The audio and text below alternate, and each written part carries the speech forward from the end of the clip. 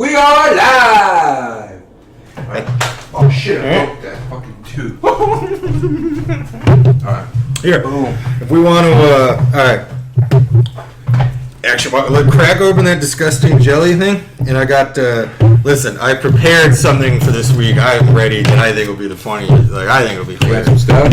Well, Before that, let me just say we're watching UFC on ESPN. Dan Hooker versus Dustin Poirier card. Yeah. The main event hasn't started yet. Cool. All right. Yeah, sync this up with Hooker and Poirier walking out. Like, and honestly, then if the podcast cuts in between jokes and don't sync it that way because they are not walking out. This is just like a shot of them walking into the arena.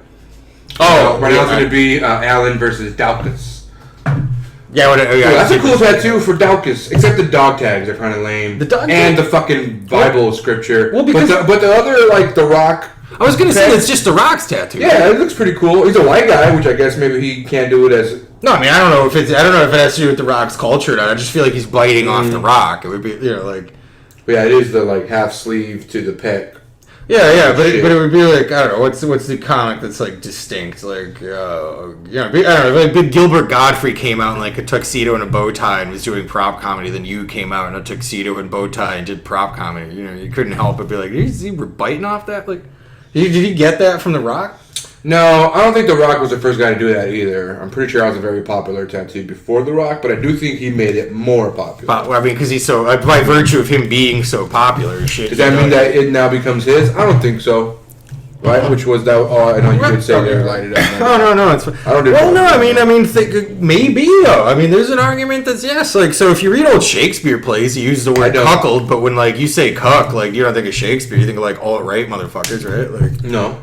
I think of you, who's a lame one for using cuck. But you don't think of Shakespeare is my point.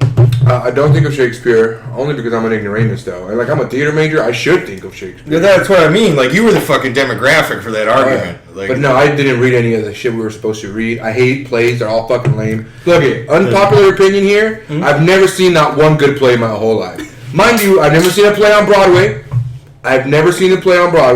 But never, not one play that I've ever seen of like all of the productions that I've seen in college. Yeah. Now I've seen like Seattle professional theaters. I've seen San Diego part of it. Yeah, San Diego professional theaters. I've seen Fullerton professional theaters. So like, exactly right. So like my range isn't big. Also, I'd like to apologize because I know I've seen plays of yours. That's actually damn! I didn't even think about that. You should. Just kidding. I've only seen one good play. It's funny that I was literally wearing this stupid tracksuit when I did that play too. It's like my Goku. But anyway, that's just my. And I'm wrong. Obviously, I'm a fucking idiot. But I don't think it's that you're wrong. It's just like, that is how you feel. You should stop doing you've seen that you're like, that was good. I love doing that. Like, I don't enjoy watching theater.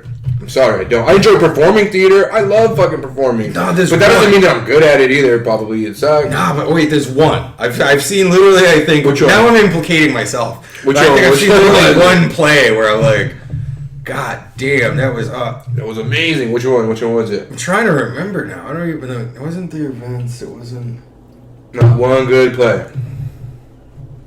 No, I know I've seen one because there was one play I left and I was like. I will say the music in Dragon Lady was great. That's it. Sorry, just kidding. Dragon Lady was great. No, Dragon Lady was excellent. We can take it back. I've only seen one good play, and that was Dragon Lady. That's it. Yeah, you got the. It's El Fuego. Yeah, one on the floor over there. Do I have so many lighters? They're just inaccessible. I don't mean this to be racist, but just you wearing a bandolier with lighters instead of the lights. But yeah, all right, quickly before I spark this up. So I prepared some material that I'm ready to just fire away at. I'm excited. All right, so the sort of setup for this is so I've been working in the grocery. You know, like Dave's Killer Bread. Yeah, it's that bread at the grocery. Yeah. The story behind it is that guy Dave. I think he was like a murderer and went to prison. And then he like kind of rehabilitated his life and he makes bread. Mm-hmm. But yeah, anyway. So this is. Although I will say, because I think you know this because he went to prison. Because there's movies where like the prisoners go to the library and they like learn and better themselves, like become lawyers. Like Clearly Dave didn't do that. Because if you look at the names he gives his bread, they are just awful. I mean, let's review some of the names Dave gives his killer bread. Yeah, let's see. Dave's Killer Bread Good Seed. Oh, because that's just what I want to be reminded of when I'm trying to enjoy a nice pastrami sandwich, you know? Chugging a man's cum. That's one of his Well, at least Good Seed. Well, at least I'm getting the good stuff. You know, they didn't just get a load from some hobo. All right, Dave's Killer Bread, white done right. Now, a lot of people think that's literally it's funny. Like, a lot of people think that sounds bad, but sir, I defy you to find a single instance when a white man went through the American prison system was associated with the Nazi Party. Dave's Killer Bread Power Seed. Oh, because that's just what I want to be reminded of when I'm trying to enjoy a nice pastrami sandwich. Chugging a man's cum. Oh, Power Seed. At least I know it came from a strong guy. They didn't just get a load off some string bean. Alright, Dave's Killer Bread Whole Wheat. Oh, because that's just what I want to be reminded of when I'm enjoying a nice pastrami sandwich. My ass hole. Okay. Interesting take on Dave's Killer Bread. Thanks for that. Stay tuned next week. We're going to review keto breads. Dude, oh man, if you have some organic shit, I'm doubling down. Like, you hated it, but I'm doubling down. I didn't hate it. Is that what you said? I mean, it did, yeah. I didn't hate it. My thing is, honestly, I don't really fuck with Dave's Killer Bread. But I do know a lot of people really, really love it because, you know, it's bread that's shitty for you or good for you. Oh, yeah, well, yeah, you're on that keto shit. That's right. So, yeah, you don't even eat bread. That's right. That was wasted on. It was wasted on. Sorry, I know your audience, man. I read the room pretty bad. Yeah, you need to go to an Italian restaurant. Well, it's all... Hey, paisano! Hey, what's the bread? I got Dave's Killer Bread here. Ah, look at that fucking shit. French bread. Give me some of that fucking real bread. Well, it's funny too because like I don't know if I've ever said it to you, but like I rip on the much more famous and successful comedian Jim Gaffigan. Like I'll rip on him a lot because like I feel like literally all his material is about either his kids or food. That's okay, because he knows those two things. I mean, yeah, but that's it. You do what you know. But it's just like, I'll rip on him for being like, don't you know anything other than food? And like, now I'm just writing stand-up bits about like regional bread chains. Like, I couldn't even do this shit in Portland. I'd go to Portland. But yeah, that's a good they'd be like, what the fuck is Dave's Killer Bread? I'm like, well, he's like... Yeah, you're not gonna do that material in fucking Alabama, bro. Yeah. They're gonna throw cheddar biscuits at you. Like, shut the fuck up! Get off stage! Did I say Dave's Killer Bread? Did I say Dave's Killer Bread? I meant Wonder Bread. I meant the Cracker Barrel. Like, let's be real. Okay, fuck good shit for ya. What's the best tasting bread? I'm gonna go Hawaiian fucking bread. It's just delicious. Every time they make it for anything, or anytime they make it for like so many different. They make hot dog Hawaiian bread. They make hamburger Hawaiian bread. They make like fucking little slider Hawaiian bread. They make like whatever, right? Hawaiian bread's the best. No, it's fucking. I used to get that. I would make pulled pork for my coworkers now when I was a house cleaner. We just get like a bunch of rolls of Hawaiian bread and just between when we're driving from house to house, just like pop that shit. I can't get this on for some reason. I don't know what's going on. Also, I feel like I have ESPN Plus. I have Fight Pass. I have. It's just the internet being fucked up. No, the internet's fine.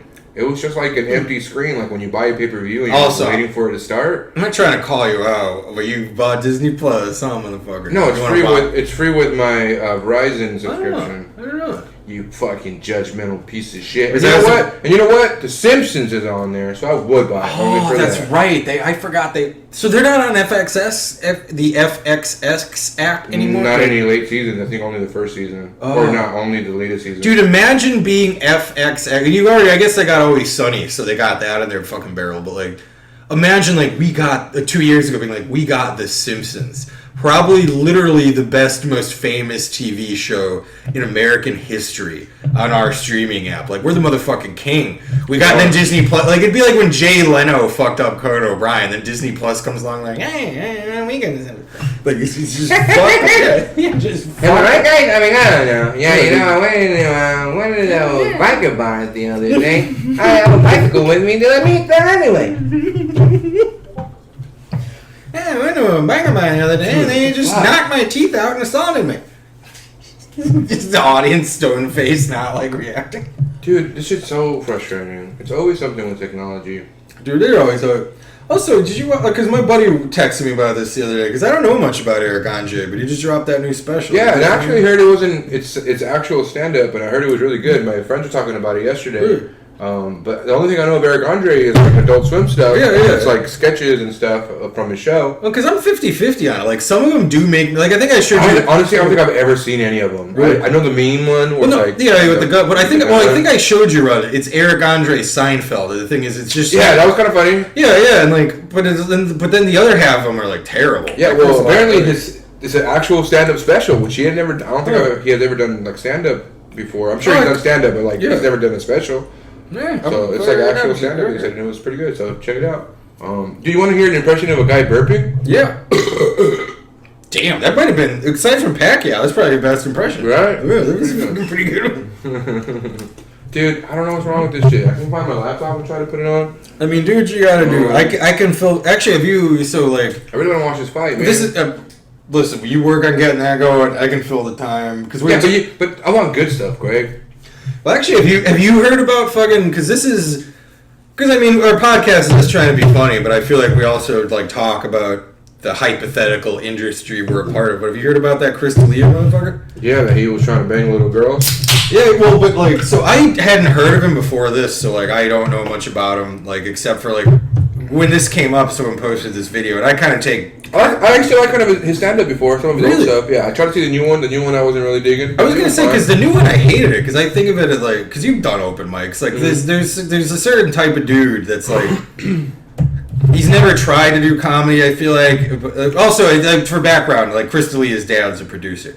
So I feel like he kind of got fast-tracked to success. And like, Chris D'Elia was never trying to be a comedian. Chris D'Elia was trying to be an actor. And he was not very good as an actor, so much so that his dad was a producer and he couldn't get him to be an actor. So then he started writing, and he was doing more like writing for shows, and then he started writing comedy, and he became a stand-up comedian. But you've seen this guy at an open mic before, where it's a guy who's like, I don't think he's ever done comedy before. Probably like the coworkers at his office are like, Yusuf, when he goes to the stage, he's like, yeah, so I have a GPS. You know what'd be really funny is if they had Christopher Walken voice the GPS, and he'll just do like a shitty Christopher, like, telling you directions. Yeah.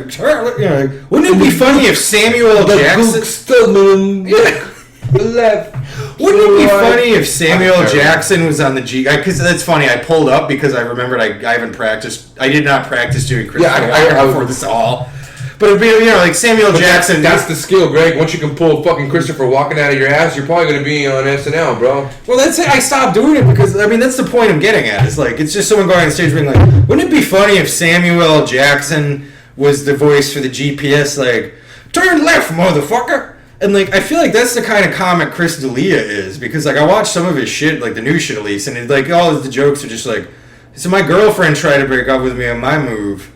Is I just pretend to be Keanu Reeves. She's like, you need to move out, get out of my house. I can't believe you do this. I'm just like, whoa. And the bit, like, there's no joke. It's just him doing I don't know, like, I feel like the comedy's bad, is my point. I feel like he was fast-tracked because he was a producer's kid. And that's what I'm getting at, because I saw a video of him, and he's basically making fun of me. Like, not directly me, because he doesn't know me, I'm a nobody. But he's like, listen, if you're the type of person that thinks, like, in the high-up levels of the Democratic Party or high-up levels of Hollywood that, like, pedophilia happens and is a thing, like, you gotta ask yourself, like, is that real? Or are you just a fat loser? Are you just a basement-dwelling... And I don't think you get exposed to as much as my other friends, but I'm someone on that Epstein shit. So he's just like, if you're someone who believes that there's, like, high-level systemic pedophilia among the rich ruling class, like... that's not true. You're just a fucking loser, and it's probably because like your career hasn't been successful, so you're trying to like be a hater and blame other people. Like fuck you. Like Harvey Weinstein was an aberration. That's not a real. You really think producers get together and like high five and talk about like 16-year-old girls they fuck, and then like pedophile. Turns out immediately he's a fucking pedophile. It's like I wonder, Mr. Producers, did you have some fucking investment in it? Like. But he's just, like, ranking on me for being like, oh, you think that shit happens? And he's just, like... Meanwhile, while he's delivering the monologue to the microphone, there's just a baby under the table in missionary position. And he's just fucking, like... Just what a motherfucker. I will say, man... I'm sorry. That got too dark for you. I'm gonna... No, it wasn't that it was too dark. It was that it was unfunny, Greg. That's what it was. Fair enough. Again, back to the... Just kidding. No, I was going to say about Chris D'Elia... You're saying I'm Chris D'Elia. I'm just being unfunny while being a pedophile. Let me tell you what I was going to say. I was going to say that I disagree. I think Chris D'Elia's stand-up before this latest special was kind of pretty good. I enjoyed it. That's my opinion. Maybe you didn't. That's okay. I didn't see anything. All I've seen is the last special. And I literally that's not fair, Greg. And that's not fair to say that he's not good. Well, and I literally only watched it after it came out. He was a pedophile. So, like when I'm watching this. And again, I'm not defending Chris D'Elia. It sounds like you're defending Chris D'Elia. I was doing this yesterday. This motherfucker did nothing wrong. No, I was gonna say his last couple specials I enjoyed. The latest one I did not. I thought it wasn't the best, and I stopped watching it halfway. But he had that episode on Workaholics where he plays a pedophile. Have you seen that one? You ever watch Workaholics? That was him? That was Chris D'Elia. I remember that episode. I didn't even know that was Chris D'Elia. Comedy Central took that episode down already, obviously. Yeah, but the Justin Bieber fan club episode where he was like trying to like bang a little boy or something. Yeah, okay, and Pam, the big office woman or whatever, Pam. I'm confusing with the Archer care, but I literally remember the episode. They tried to like entrap him or whatever. So no, because at first he's cool, so they're like boys with him. And first they're like, let's invite this guy who wants to bang a little boy. He comes here, we call the cops, he gets arrested and goes. But then they meet him, and then he's like the coolest dude ever. We call like boys. And then they're like, oh, this guy's awesome. And they're like, wait, you gotta remember this guy's a pedophile. Which is kind of what's really happening here. I feel. Whereas some of his stand-up was kind of funny. He was on that show and he like writes stuff and like. I like that you like what's happening here. You mean you? No. I'm bad-mouthing D'Elia from the open. I'm not defending D'Elia. Like I said, I will say his original stand-up was kind of funny. And if that's your stance, that's okay. But do you know why he was on the roast of Justin Bieber? Why? Because that's Justin Bieber's favorite comedian. Now, is it fair to like, shit on Bieber now because that's his favorite comedian? No, but did you know there's also allegations against Bieber now for sexual assault? No, I didn't. But he has also. It's also a Bieber countersued. He's countersuing the people for defamation. Yeah, but rich people, people can afford. I mean, it's Mr. Burns when he's like talking to fucking what's the lawyer in The Simpsons? Tom, I can't remember his name.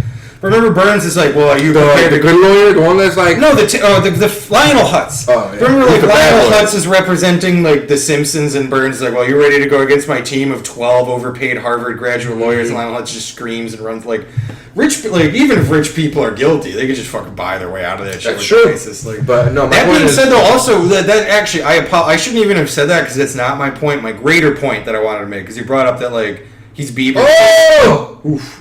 Even if he's Bieber's favorite comedian, like Bieber might have terrible taste in comedy. Motherfucker's not a comedian. That's true. I'm fucking singing. That's true. My point is that he got sued, or he's suing the people. I might have terrible taste in music. I like ska from 1993. No one's fucking. That's great music. And ska from 1993 was that some fucking. I love it, but I mean, on Tony Hawk's soundtrack. That's exactly why I like it too. I used to love it. They're remaking that shit. The little Dr. Pepper guy. No, who is this motherfucker? I don't know, but remember there was like those commercials of Dr. Pepper with that little dude who was like playing music and stuff. No, I guess he's back now. I remember. No, man, I know the lizard. Dude, you ever you just fart? Yes. Did you ever look at the sponsors for Formula One? It's like Rolex, Hublot. It's some pretty fancy market they're doing there, right? For like rich people, I feel. Yeah. Who's watching Formula One? I guess rich people. Okay, I mean. I don't want to get too I don't want to go too into it or whatever, especially, but like go into it, Greg. No, well, because I do feel like that is kind of a cultural flip thing. Because it's like people associate like being a redneck and driving a truck and shit with being poor, but like kind of got family like this, but like I feel it's a truck is working class, right? Because you need a truck to do work. But no, I mean, like I know people. Dude, if you're they not work for doing, like insurance companies, and they're driving trucks, they're stupid. Me too. I'm a fucking guy I'm a teacher and I drive a pickup truck. My point is, it's like, yeah, I don't need it, but like I know originally, but it's like, well, I drive a pickup truck because when I work on my summer home, I got to bring planks up there, and it's like, yeah, but that's impractical, right? Like, how many times are you working on your summer home that you? But what I'm saying is, there's a lot. I feel like there's a lot. It's like a waste of money. What I'm saying is, I feel like there is a certain like type of person that like makes a lot of money and is rich, but also like goes fishing, like. Say, like, Joe Rogan must make fucking $1 million a year. If he drives a truck and shoots elks with a shotgun, he can probably just tell himself, well, yeah, I'm a fucking redneck, even though I make all this money and fucking have an accountant. Like, I'm still a fucking, like, I'm like those hillbilly, like, you know, I'm still a fucking working class redneck motherfucker because I hunt and fish and drive a pickup truck. Even though I make $100,000 a year and have 2 homes and fucking... You lost me, man. Hey, fair enough. I don't know what to tell you. I'm going to tell you that right now we got Allen versus Daukaus. This is third round. This is minute 3:47, and it looks like black shorts. Daukaus is fucking up Allen. Pretty bloody scrap so far. He's going for north-south choke here. He's working on something. Nothing's there. He's going into side control now. He's working on something there. What, he got like blood coming in his eyes? There's a lot of blood. He's just leaking, man. I did hear some notes last time that we did a fight companion, the Curtis Blades one. They're like, you guys didn't even talk about the fight. To be fair, the Blades fight sucked. Yeah, I mean, fuck. It was just a wrestle fuck, but a wrestle fest. But look at this fight. These guys are fucking. Their faces are destroyed. Yeah, that like. He's working on a fucking on a rear naked choke here. He's working on it. He's got his back. I mean, it's also like on its face. Like on its face, this shit is kind of funny because it's like in coronavirus when it's like. Because we live in Seattle, where they're like, if you do not wear a mask when you're on the bus, we're gonna fucking. It's a misdemeanor. We'll fine you $1,000. That's not true. Well, I mean, it's has anybody ever told you anything about your mask though? No one ever said it about anything. I wear it in like grocery stores and public places. But like today, I went to the liquor store with you, and I didn't wear my mask, and I felt guilty, but nobody said anything. No, but like on paper, that's the law now. Like we weren't taking. Yeah, you're right. My point is, it is funny that we live in Seattle, where it's like if you literally fucking go to the bus stop where they like got a mask on, like you can get fined at that. Like yeah, you could. These 2 guys are just rolling around, literally bleeding on each other. Yeah, well, this is awesome. But these guys are tested. Oh yeah, I mean, I'm not saying that this is stupid. I'm happy this is happening. I don't give a fuck. Like, these guys are confirmed. I don't think they should fine you for not wearing a mask. Like, I don't buy But my point is, if your argument is that these guys are bleeding on each other, so therefore they can spread corona, they can't, because these 2 guys have been checked and they don't have corona, which is why they're allowed to bleed on each other. Well, so I will say, like, you're right, but when you call it an argument, like, I was just trying to do some stupid Jerry Seinfeld observational comment. Like, isn't it funny that you bring fire, Greg? You know what? I'm gonna fucking hold you accountable, Greg. Bring fire. Give me comedy. Give me funny shit. If it sucks, I'm gonna tell you your fucking face. It fucking sucks. That's what I'm gonna do from now on. If I suck, you tell me I suck too, Greg. Actually, all right, well, let's talk about. Stop talking for the sake of talking. I told that yesterday to somebody. I was like talking. I was saying, I was like blah blah blah, and then they interrupted me, and then they were saying, they're like, oh no, I'm so sorry, and I was like, it's okay. Like I was just gonna talk to like fill like airtime. Like there's nothing insightful or like good I wanted to say or funny. I was just wanting to talk. So when she had something important to say, what you're saying is right for as far as like interpersonal reactions, but we literally. Voluntarily for no money host a podcast. Like we gotta fill this shit with right. But my point is I agree with you 100%, but I think if we're not filling it with good content, then people should tell us, and I think that we should be aware of that, and then we should stop doing it. That's my point. So I am 100% with you until the stop doing it part. I am happy to do it and let people tell us it sucks and yell at me, and I will just keep doing it. That's okay. Yeah, that's your prerogative. You definitely can. You definitely can. But I think there's a lot of. I mean, I'm just someone who likes attention, so. Well, we're not getting any attention. We got what, 2 views? Your mom and your mailman. Like it's fucking. Dude, I'm still laughing at that guy. Be like, it was so mailman. It was so mailman.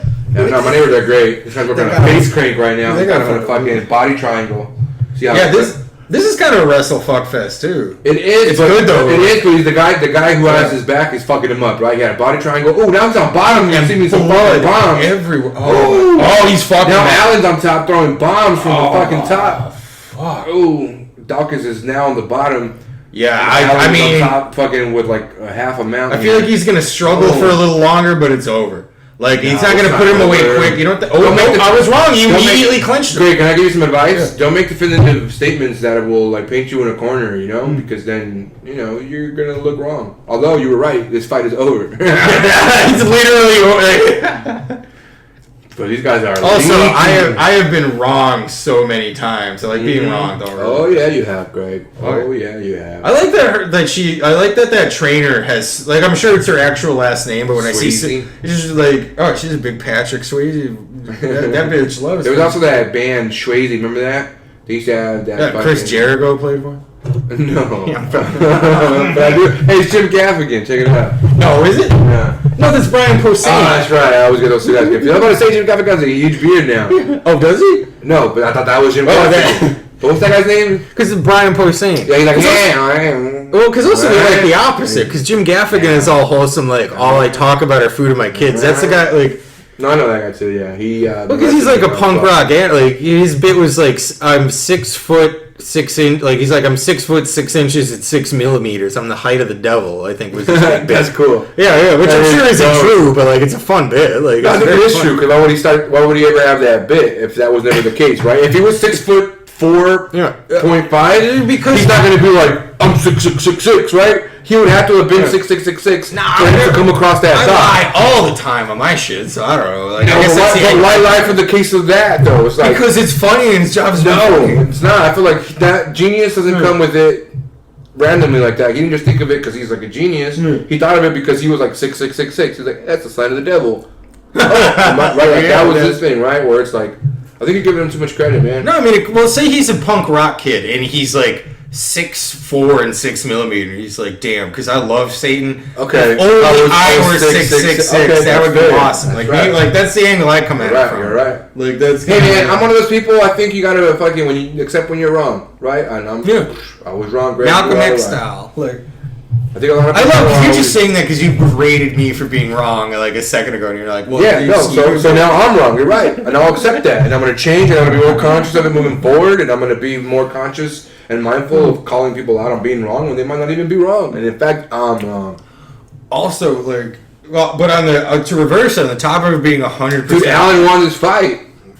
Yeah, we kind of missed it a lot. But listen, next one. I mean, he turned it around in that end of that fight too. He was on top, fucking throwing bombs. But these guys are fucked up. Look at that face. Look like his eyeballs about to come out of that fucking gash. Oh, dude. Yeah, you ever seen? Because we watched some of that Big Show for a second. Like, you were a wrestling guy, right? Remember Vader? Like, you ever see the clip of him? Yeah, I think he's wrestling like Japan or something. But it's like the guy tries to do the thumb thing and straight up Vader's eye comes out of his thing. And I swear to Christ, it's on video. You can watch it. That motherfucker takes his eye, just puts it back in, and just continues. God, that motherfucker had his eye knocked out of the socket and just pops it back in. That's like some Caroline Kennedy shit. When JFK got his brain blown out, she's like, "Oh, your brains are out, honey. Let me put them back into your skull." And like, where it's like what a great wife, right? Where she's like, I don't want to put my husband's fucking brains all over this Cadillac. I want to put him back in his skull where it belongs. That'd be funny. Her concerns that her husband's like, this is the nicest Cadillac I've ever owned. No, the brains off that one. No, I think that would be funny. That was her thing. She's like, this is the nicest. She's like, honey, be more considerate. This is a 62. No, I was gonna say. I was gonna say that's a good wife because to me it's just like she's already realized like his brains are out of his skull. This motherfucker's dead. Like he's for sure dead. But I'm gonna be a good wife and gather his belongings. Right? It's like, excuse me, this belongs to my husband. He's dead now. Oh my god! But I still want him to have. She's like, I don't want the groupie bitches to get this. This belongs to me. Yeah. Marilyn Monroe is not getting a piece of this brain. It all belongs. Marilyn Monroe would have been like, ew! Oh my god, John, you're gross. Yeah, ew! How could you do this to me? Forgetting your point. Like, I mean, honestly, you're right though. Like, if I could put it crudely, this motherfucker ride or die, bitch. Like, she's just putting the brains back in the ride or die because there's a shooter shooting your car. I mean, actually, no. To be fair, Kennedy was the ride or die one. He could ride or die, and he died. The ride's technically over when you're dead. Thug Life, fucking Tupac status. Ride on our enemies. No, man, JFK. Who killed him? Lee Harvey Oswald. Yeah, supposedly, but I'm saying like who benefited the most from his death? I mean, there's a lot of theories on that. People think it was the CIA because of a lot of shit with Castro in Cuba. I'm pretty sure there's no theories on JFK's murder. Yeah, I'm sorry I said that so pretentiously. Everyone knows exactly what happened, and it's the absolute truth, Greg. No, you're right. I said that like an asshole motherfucker. Like, well, if you know, there's a lot of theories about what happened on 9/11. I'm gonna do a quick little check of the phone here. We're good, baby. Just want to make sure it's still recording. Wait, did you see that last tweet that came up? The judge, there was a judge that gave Allen a round and 3 question marks and an exclamation point. I will say, I'm okay with them putting the tweets after the fight, but they do it during the fight, and it really drives me nuts. I hate it so much that they do that. Well, because it's also like, I feel like they're like, oh, good fight! I'm tweeting about it! I'm gonna blast it over the fight! If it's a good fight, stop blocking it with your tweet, asshole! If it was a good fight, you'd be watching the fight. You wouldn't be out of your motherfucking No, I don't care. I think if it's a good fight, stop preventing me from watching it by putting other people's fucking thoughts about it on it. Well, because it's also like, I got family, and like, I got family too, that's crazy. That's nuts, dude. Because, like, you know, like, for the audience, we live in Seattle. I'm from Massachusetts. Like, I spend fucking $1,000, like $700 or whatever the fuck to fly home for Christmas. Yeah, that's all you. And then, well, no, then I go home for Christmas and some of my family comes over and they spend the entire time just on their phone, like, and then like when they leave, they're like, "It was so nice to see you." And I'm like, "No, it wasn't. But if it was, you would talk to you." Would be like, I told you this whole time that I'm dying. Yeah. If it was nice to see me, you wouldn't literally be using your phone to ignore me. Dude, I had a cousin once, and it was Christmas, and they're like, we went to my uncle's for Christmas, and he got his son and his daughter-in-law, you know, the son's wife, like iPads, and like they just fire him up, and they spend the entire time we're over just ignoring us being on the iPads, and I hear him like nudge his wife and be like, "So listen, remember, because like your parents live in New Hampshire, we're going up there to visit them after this. You don't have Wi-Fi for shit in New Hampshire, so download all the apps and music and stuff you want now." And it's just like he's literally ignoring us. He and his wife are ignoring us to download more shit that they can use to ignore her family a couple of hours from now. Like, it's the funniest shit in the world. Like, yeah, no, that's definitely inconsiderate of them and like impolite. But I will say, like, think about when people get a cool gift for Christmas. Is it fucked up to think that, you know, they're rude for using such things right after Christmas, right? Like, it's like a little kid who got a bike on Christmas, right? And it's like, what an asshole! Yeah, he's riding his bike all day today when he knows that we have Christmas dinner. Like, how dare he? Where the family's hanging out and he's riding his brand new bike that Santa Claus gave him? Fuck him. Dude, yeah, my parents got me a Super Nintendo. They're like, you're just fucking ignoring it. It's a Super Nintendo. But you're right. My parents would have been like, you got this new cool shit, but you're going to fucking put it away. And you're going to fucking be polite to your grandparents, and then you can use them at home. Well, I mean, you're right, though. Because I would be like, if I put, like, a nice steak dinner in front of you, and you're like, motherfucker, don't touch that. That's rude. Let's talk, like, that is cognitive dissonance, I think they call it. But it's like, here's a really cool thing you're obviously going to want to play with, like, more than anything.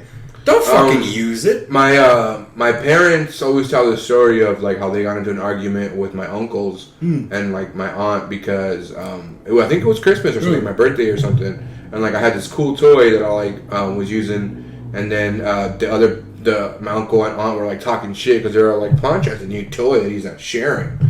And my mom was like, "Well, he just got it. Like, give him some time, and I'm sure he'll let your son borrow it." And he was like, "No, that's super rude. How dare he?" And my mom was like, "You know what? I get it, but it's like brand new. But it's like a thing that they always talk about where they're like, you know, how dare they want you to share with it when it was new." So maybe I'm a little bit more attached to the subject. No, but it's also like, I mean, in that case too, it's also like, yeah, you see that child, someone who really doesn't like check your child. Who told you to say that? I don't know you get that toy. What day was it? Christmas? Oh, Christmas.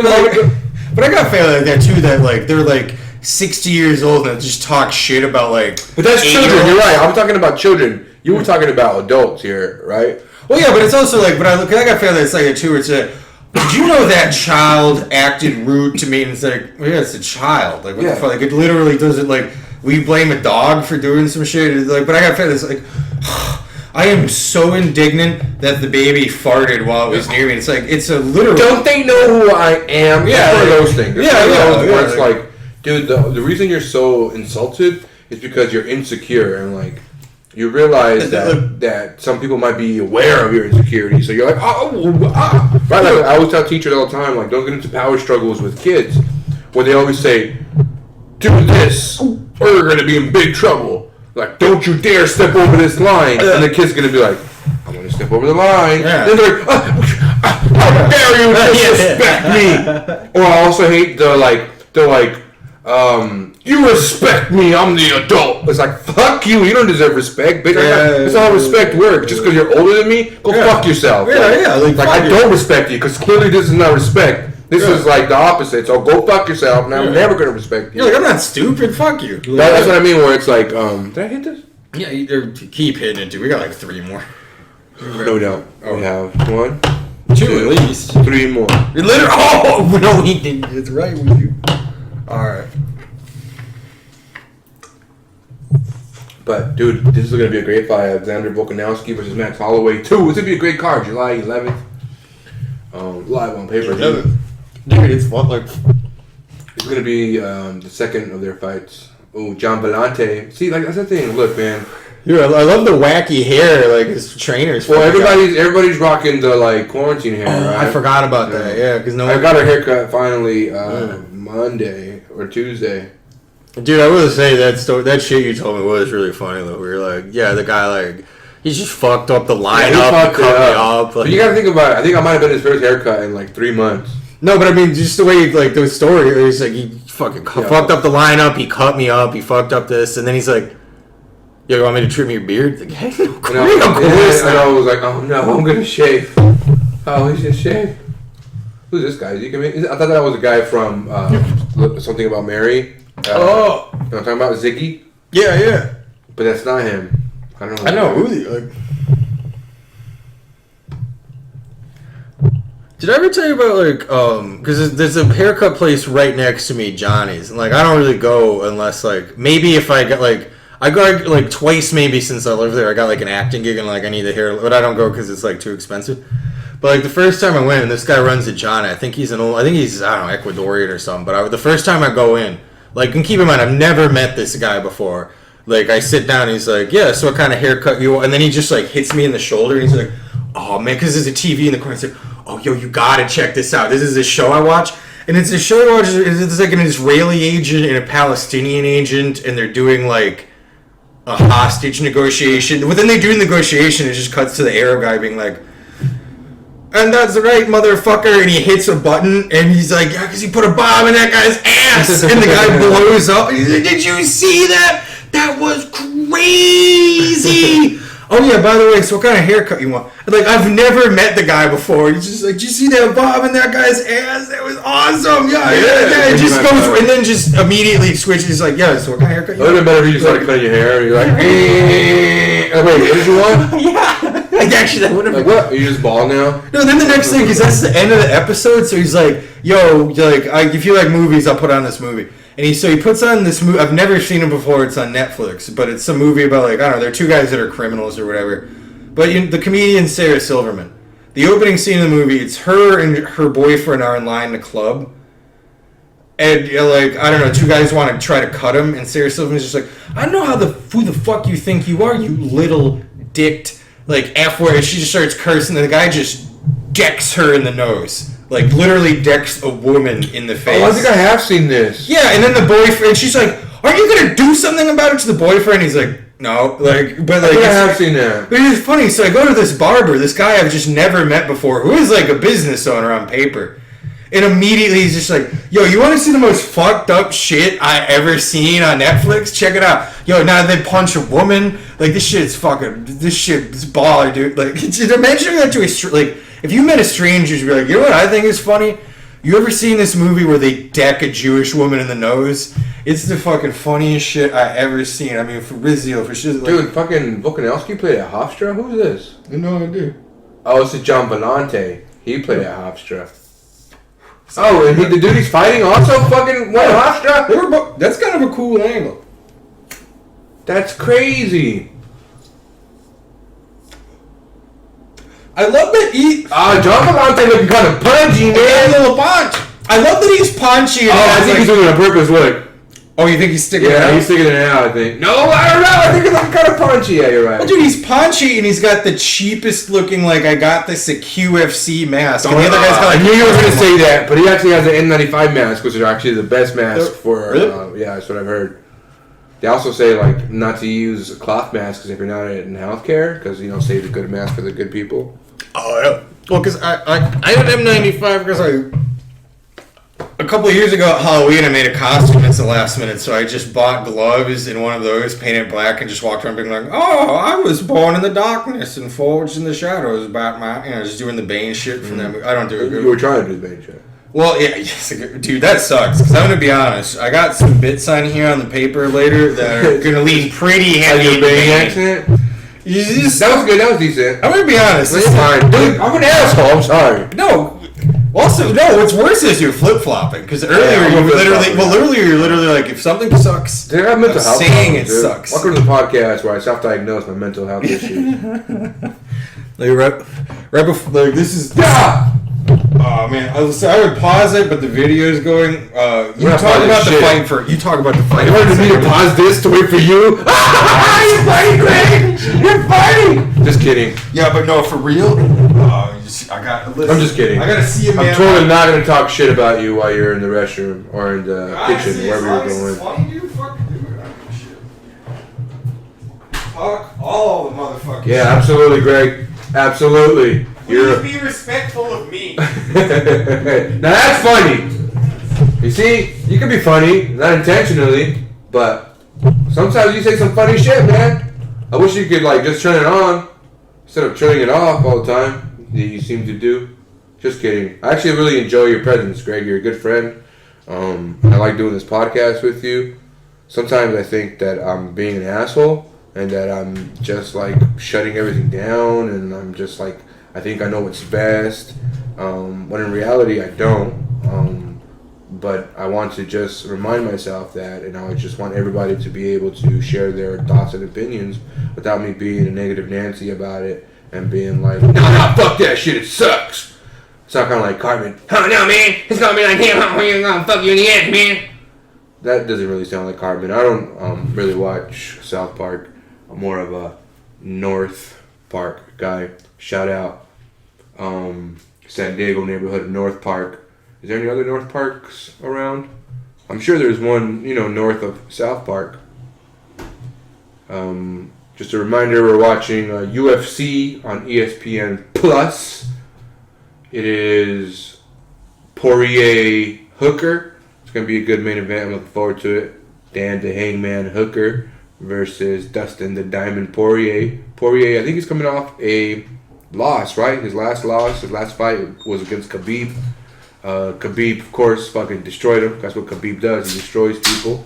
Poirier is now fighting Dan the Hangman Hooker, who Hooker is looking like a G out of that fucking New Zealand camp with Izzy Adesanya and Alexander Volkanovski. They got two champions in that gym right now. One's about to be fucking champ 2, and Dan Hooker, if he wins this, he's probably getting a title shot. So that's a pretty good gym if you got 3 fucking champions in there. That's a right?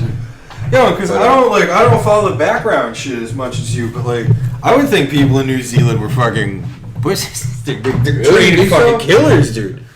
Oh, you said you wouldn't think they're pussies. No, I would think people in New Zealand were pussies. I don't know anything about people from New Zealand. So you're automatic assumption that they're wimps? All I know about New Zealand is from that show Flight of the Conchords. That's fair. So like I was just like, oh, everyone in New Zealand. New Zealand, Lord of the Rings. Yeah, fucking New Zealand, fucking Kiwis, fucking the Haka. Those guys are pussies. Those guys, the Maori people. You know the Maori people? No. Have you ever heard of the Haka? Yes. That's who invented the fucking Haka. Well, the Haka's a dance, but I don't know who the Maori. But the Maori people are Polynesian people from New Zealand, or not Polynesian. Are they Polynesian? I don't know. But that sounds like Tongan. Tongan, actually. My point is, there's a lot of this community in New Zealand. Those guys are not pussies. Kiwis are not pussies, man. Well, you showed me that thing that was so funny. What was that show? It was like Josh the Tongan or some shit?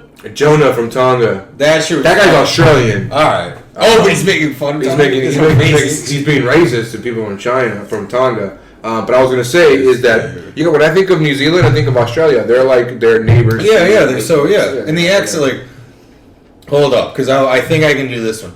Because like in the past, Australian, I think I can do an Australian accent. That's not bad. That's not bad. To do New Zealand, I think you just to do New Zealand. You gotta do that. You gotta do the guy from Thorag. Yeah, you got Tika Waititi. That's a fine though. You can do it. You ever watch? Dude, I have a. We should start talking about the older people. We should start the fight a second, but I have a bit I always do with my girlfriend. We're just like, if we watch a movie, you said it last time. Where every time that someone's a good actor. Did you know this is that was a joke they did in Family Guy with Ben Savage. Oh really? Where I think it was Rush Limbaugh or something, and like they do like this whole like 2-episode arc, and it turns out it's just like Brian becomes a conservative. I don't remember, but it was just like it turns out that like Rush Limbaugh was actually just Ben Savage, just playing him. Like Ben Savage is the greatest actor who ever lived. Like that was a joke. But yeah, dude, John Vellante looking fat. What is this fight at? He is looking fat. Right before Chris. Is that 185? What is this at? When I was bored, I watched a couple of old Family Guys, and it's funny because like they made fun of themselves, and I feel like it described the show perfectly because they did one of those like. You know that Simpsons episode where it's like spin-off showcase where it's like the Chief Wiggum and Skinner show? Like Family Guy just stole that and did one where they're showing Skinny and she's hot as holy crap. But dude, John Vellante, what is this fight at? Did he make weight? Who's he fighting? He made weight, but just by eating fucking Twinkies. Marcus Green. Come on, I fucking knocked that out of the park. Dude, that shit was trash, like, dude. That was like Krusty's joke, it was Ned Flanders actually, but he's like, oh, the police chief, the case you've gotten to is a case of malnutrition. He's throwing some fucking push kicks. Dude, yeah, Valente looks like shit, dude. He looks like me. Like you wish, bro. Dude, are you kidding? Like he does not look good, dude. This guy's also got like, because I was gonna say in the fucking weigh-in thing, like he's looking like a young Chuck Liddell. Yeah. Well, but Liddell was fucking the Iceman though, like because this other guy's got like 4 inches on him. I think Valente's 6'3" and Green's fucking 6'7". It said. Jesus. Look at they were both football players at Hofstra. Actually, I mean, if I'm not saying Valente, I mean he's tough. Like. And or to be fair, maybe he was on the nut squad. Vellante wasn't always this pudgy. Maybe it's some quarantine weight he's putting on. Cut him the guy some slack, you know. I mean, I just want to know what this fight is at because I feel like Vellante's usually 185er. Is this 185 or is this 205? Because this guy, if Green is actually 6'7", I don't think he can make 185, right? Dude, no, he's doing those John Jones fucking. The knee cycles. Oh yeah, the knees. Sorry, they're like hyperextension leg kicks. They're like the ones to the knees. Yeah, I mean, look at a lot of push kicks, like my man, fucking John Bones. Well, I mean, I love John. Dude, but, I mean, they're effective because you keep. I'm not telling you. Dude, you keep him fucking far away. Look at those low leg kicks from a distance. This guy looking like John Bones out there. John Bones. Who's this guy, Marcus Green? I think Vellante realized he's fucked up. He's fighting with like a fucking John Bones light here. Do you remember? You know who's also really tall? Do you remember Howard Cosell? Oh yeah, John Jones.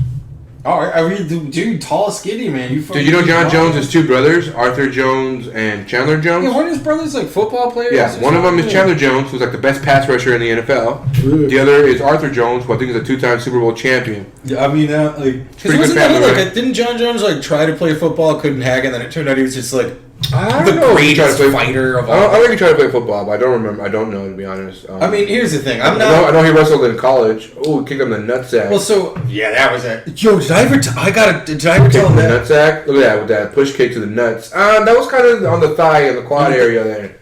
No, when the fight pauses, I got it. I'll tell that. Dude, were they really showing a replay while the fight was going on? Yes. Fuck them. Yeah, that's like, I mean, it's better than the tweets, right? Or worse. That's bullshit. They weren't even showing the fight. It's like what WWF does, where it's like, did you see Mankind go through the table? Fuck ESPN. If you're watching this, fuck ESPN. They're the fucking goddamn worst. And UFC too. Fuck UFC, even though I like to watch fights. So I probably should mention this now, but we did get some emails about being sponsored by ESPN and UFC. Well, tell them they can go suck a dick, bro, or lick a pussy, whatever they prefer least. Whatever's the worst. Whatever's the worst for them. Imagine just telling a guy off and being like, All right, so you know what the worst thing you can imagine you want to do is? Yeah, go do that.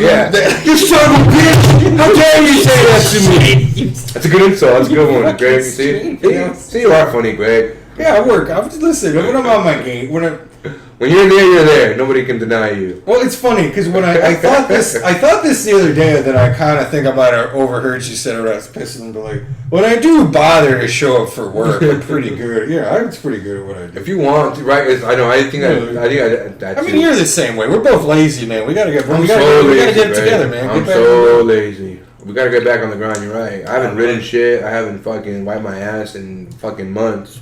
Oh yeah, I know. It's terrible, man. Actually, when you say wipe, because I already talked about the toilet paper scoops thing in the last. Yeah, that was a good one. That was good. I like that idea. I like that idea. I'm making that commercial. Toilet paper scoops. That's a good idea. I'd fucking. You know what I want? I want to be able to shove my shit back into my colon and like have it repeat the process. So I can just have this like constant shit cycle. I'm just constantly shitting. Or it's like when I shit, my cleanup process will be to get all the shit back, right? Gather it all back up, and then shove it all the way back up my ass. So then in like 5 minutes, I gotta shit again, and then I'm just fucking gathering all that shit, wiping my ass, and shoving it back up. I'm just picturing one of those political panel shows. It's like classic, like the thing classic Krusty spoofing, but it's you and then the mad scientist from the Human Centipede. And you're just popping ideas back and forth where you're like, what you did is brilliant. But if you look at it like this, it's just like, Punch, I never looked at it like that. Well, you just said it's enlightening. Like, you just, both of you guys just like... That probably won't be good for your body. Standing up and shaking. Because if your body's getting rid of waste and you're putting it back in there, the opposite way it's supposed to come in, you're going to fuck some shit up in there. Yeah. Well, if you get shit in your blood, you get sepsis. Yeah, you're gonna fuck some shit up in there. Actually, because I literally just explained it. Well, sorry, I'll wait till the shit's over. No, man, go ahead. Well, no, because I do. But that is the round, though. Were you aware that the round was gonna end? Yeah. Well, I was. I didn't know. But So what did that guy on the treadmill? Not Richard Simmons, but it's like the guy that was Richard Simmons 10 years after Richard Simmons, basically. Like, I think we're just old enough where, like, we don't know him, but I think he's, like, just a Richard Simmons now. Yeah, I remember when people used to know infomercial guys? Like, when people used to... Remember the OxyClean guy? OxyClean here! I'm gonna snort up my nose! Woohoo! Dude, do you remember the ShamWow guy bit off that prostitute's tongue? Mm-hmm. Damn, that's right. That wasn't even... It's funny. Hot. Well, because when you said... he paid for it. She was like... She agreed. She consented? He said, how much money will it cost for me to bite your tongue off? And she was like, $30. And then he did. He bit it off. And she was like, I said $30. You trying to give me a 20? You going to jail, bitch. It's $27.80. Pissed. My apologies to the lady who got her tongue bit off. Yeah, what a rude and insensitive comment by us. And I don't commend the actions of the ShamWow guy. Fuck the ShamWow guy. Yeah, no, everyone likes the ShamWow. But I hope he cleans up the blood with some fucking ShamWow. Actually, shit. That would be... Dude. There's a sketch there where he's like... If you're gonna bite your tongue off, use the ShamWow. No, that's the OxyClean guy. Yeah, no. There's blood on the scene. Get your OxyClean here. It's funny. I was gonna go the opposite. So the sketch opens up with a newscast. So it's a news person. There's been a tremendous scandal today involving the spokesman for the ShamWow, and it's a picture of him like cleaning up the blood, and you see the prostitute, but he's using a paper towel, and they're like, the ShamWow guy not using. They just completely ignore the greater tongue. Caught using a regular paper towel. More at 6. The ShamWow, and he's like at a podium doing a press conference apologizing. I'm sorry I used a paper towel. I understand ShamWow is a superior product. Just you gotta understand, the same cocaine that fueled me to bite the prostitute's tongue off is what fueled me to wipe it up with the thing. It was a mistake. It's just everyone ignoring the prostitute. Brought to you by Spiked Seltzer. I'm not gonna say which one it is because they don't pay us. Yeah. As soon as they do, I'll turn these cans around. Yeah, dude. When I found out this shit was carb free, it's like, god damn. Not carb free, Greg. It got 2 per can. Really? But if it was a beer, I got some mayonnaise there. You can see. Oh, dude. Well, but from what? Because I heard like Big Daddy Cool Diesel and Chris Jericho on a podcast once talking about getting drunk on a flight because like Diesel was like, Chris Jericho wanted me to get drunk, but I was like, no, I can't. I'm doing the no carb diet. And Jericho's like, look, I got my iPhone. Google no carbs and vodka. So he's like, yeah, we literally drank. He's like, we literally drank every single airplane bottle on an airplane. Like the stewardess, like we asked the stewardess for like more, and she's like, you drank them all. And he's like just being like pissed off, like. Dude, looks like fucking. I forgot. I wish I knew his first name, but Green, this fucking John Bones light guy. Yeah. Even though he's bigger than John Bones, it looks like. I mean, Bones has got to be getting. I mean, do you like? He's got to be pushing like almost 40, really. Like, John Jones? Nah, he's like 33, maybe. I mean, do you think he's getting too old to fight? Or do you think he'd be in the game for that? Right now, he's having a disagreement with the UFC and like Dana White about pay and. I think he. Really I mean, he's been involved in a lot of scandals with the commission, right? Yeah, but right now he's taking a stand on pay. I think, and he's relinquished his title. He said that like he'll give the title if he doesn't care.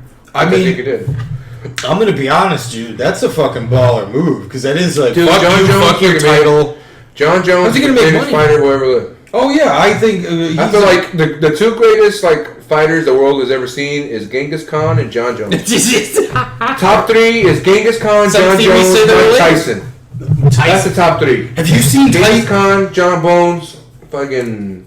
No, not even. I take that back. John Bones, Genghis Khan, Mike Tyson. Oh yeah.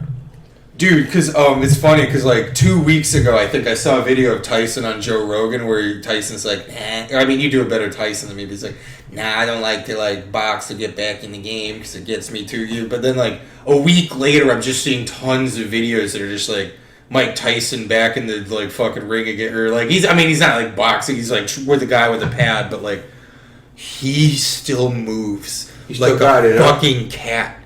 I mean, it's incredible. I mean, he's got to be what, like 6'5", and he's still fucking like nope. How big? Mike Tyson is 5'9". Is he short? I didn't know that shit. But I mean, he's built like a shed. Like he's wide as shit. Like I don't know. Dude, when Mike Tyson was in his prime, he was fucking jacked out of his mind. He's insane, but he's still insane. I mean, I don't know, man. Like I know it's stupid shit. Like Volante's whipping on these punches. Fucking. Do you think Green's putting on a striking clinic here, just keeping him afar with those fucking push kicks? Well, it makes sense because Volante, like, I don't want to beat a dead horse. He looks out of shape. He looks slow. But I mean, he's gassed, no cardio, right? I mean, nothing. He's just not putting as much out that Green is putting. Green just keeps throwing and throwing and throwing. Oh yeah, but he also just looks gassed in a way that Green does. Yeah, Green looks like he could. Like, what's Captain America say? Like, I could do this all day. Yeah, no. Ooh. But he keeps like wincing on those leg kicks. I'm not sure if he's like screaming to try to absorb them. But look, every time he absorbs a leg kick, he like yowls out. It's kind of weird. Oh, but look, see, he keeps using those side kicks. Well, to be fair, like he's putting on a ton more offense, but the kicks do seem a little more like half-assed than earlier. Yeah, my man is just fucking striking. I mean, I'm not an expert, but I think Green's fucking. I don't know. I also think she's gotten more gross since she's been on since she's gotten famous. Yeah, she's gotten famous. Like her nose is more droopy. She is has kind of like that plastic surgery face where I can't tell if her chin is moving or not. And like her jawline is more defined than it's ever been. Yeah, I like that you're like Bart and Lisa seeing Homer at the lighthouse, and they're like, "Wow, Batman really let himself go." Well, see, that's the thing. I don't think she let herself go. I think she looks like thinner. Like I think she went Hollywood thin. I think she's like. You think she? I get what you're saying. I think she went Hollywood where she's like, I'm gonna do everything I can to try to be Hollywood beautiful. Where she got like plastic surgery and Botox and like. It looks like she's been because it's like you're someone who's like naturally hot, but then like you get rich and you're Hollywood and like, well, I'm naturally hot, but now I gotta get. Now they have to follow. They have to adhere the Hollywood standards or what they think are the Hollywood standards. Dude, I think. Yeah, I'm getting implants. I'm getting women. This is one thing. This is one thing, and the men too, for sure. But I think women, especially, like I really feel bad for like a lot of the things that they have to like dive into or like be a part of. Just to, like, yeah, I mean, I see people go like I see it's fucked up. Like it's fucked up. Like I think it's fucked up for like women actors and like all this shit about them like having to look a certain way. Like I think it's fucked up for sure because I don't think men don't have that same fucking standard, but. I mean, like an action movie, certainly, because like if you look at like in the '80s, like Ghostbusters was an action movie, and now like The Rock is the actor. Like, look at Bill Murray versus The Rock. So like, if you're doing action, but at the same time, it's like Joaquin Phoenix still gets work. Look at him in The Joker. He's a fucking like. But what The Rock is doing is not dangerous. Yeah, what King is doing is probably dangerous. What fucking Christian Bale did in The Machinist is probably dangerous. He said he was just smoking cigarettes and eating apple cores. Why apple cores is what I want to know. What the fuck? Why not just eat at least half an apple? Also, spinach? I think that's what he said. That he was literally just like fucking. And then he said for when he was putting on weight that he was just like melting ice cream and drinking it. I'm not gonna lie, I used to do that, and I wasn't preparing for a role. I was just beating piece of shit. I would like get ice cream and sit it on top of the fridge and walk away, come back like an hour later, and just chug that. But it's also that shit's just a milkshake. Buy ice cream and pour milk into it. It's not, because a milkshake you put milk in it and you cut it with shit, so you're not putting as much ice cream in it. Ice cream is just straight ice cream, and it's liquid, so you're just fucking.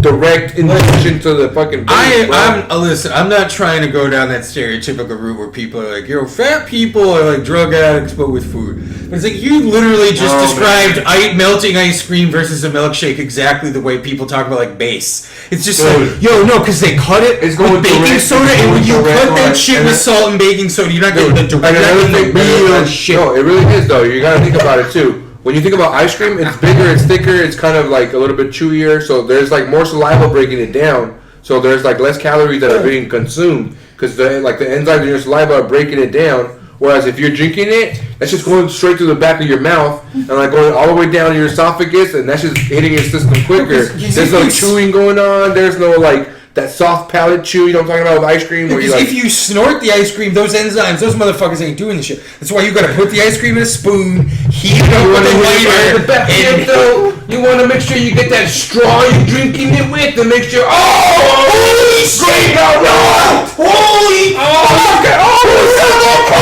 Dude, he's throwing bars in the car now. Oh shit! Stop this fire!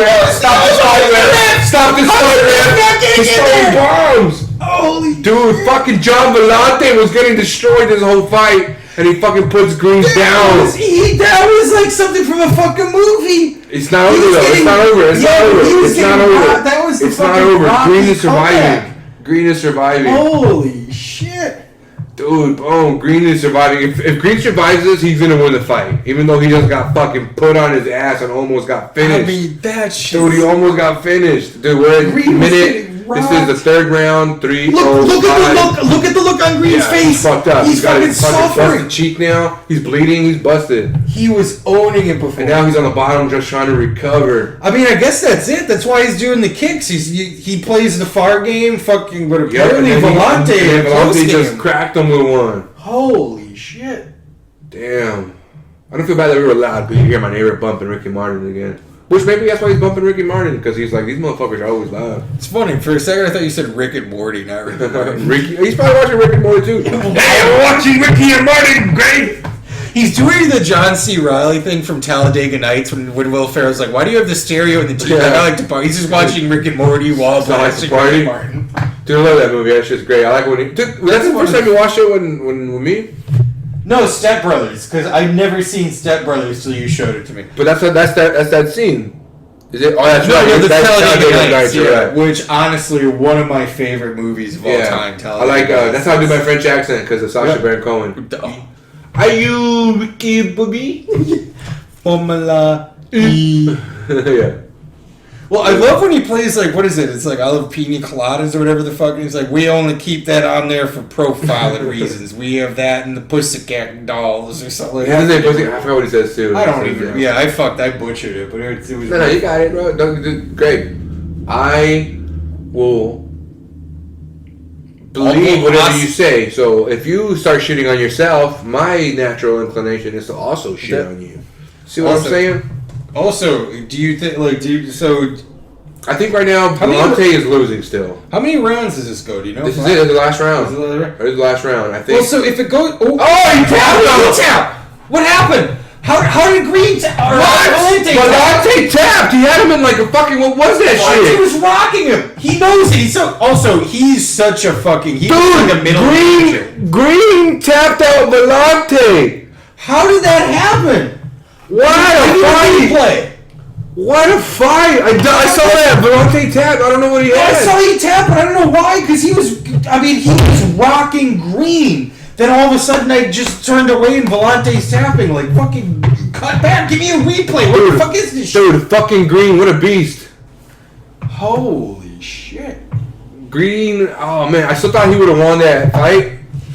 I mean, what a fight. Like, what a. God damn. What a fucking crazy fight. That was a great fight. Brought to you by Boost Mobile. Step up. Dude, Boost Mobile still exists. Oh, he had him in a fucking arm triangle. Oh. That was nice. You see how fucking Volante was just trying to like get like a better position, and he like looked away to get out of it. Yeah, he like looked away for a second, and as soon as he looked away, fucking Green's like, "Oh, your neck is exposed. Give it to me." That's an arm triangle he's got him in. Green is a fucking boom, dude. He's put him in an arm triangle with Volante's inside control. I mean, that was looks away. He's like, I'm gonna look. Boom, you bitch. He's like, I got you, bitch. That's like a fucking like an animal, right? In the jungle. A lion back to you should have turned your back on him. Now he's got you, bitch. Oh, dude, that was dirty. Looking right here, he's like, fuck. He's choking me. He's like, that fucking rock. Fuck. And look, he just gives up. Like, God damn it. Fucking. He's like, I'll punch you one more time. Fuck. Well, because I get his instincts. Like, maybe if I hit him in the stomach, dude, that was sick, though. Yeah. That was sick, though, right? Because he just looks away. He's like, I'm just gonna, what's over here? Bitch, you should have never looked away. Something shiny. I'll fucking choke you out from here. Just motherfucker. What a fight. That was great. Dude, what a fucking fight. Green was dominating with strikes the whole first round. Yeah. Like, looked like John Jones out there, fucking sidekicks to the knees. And then fucking Volante to start the third, knocks him. Boom, knocks him down, almost finishes him. He's fucking throwing bombs from like top. And then he gets fucking submitted by Green later. That's like, that what was an epic fight.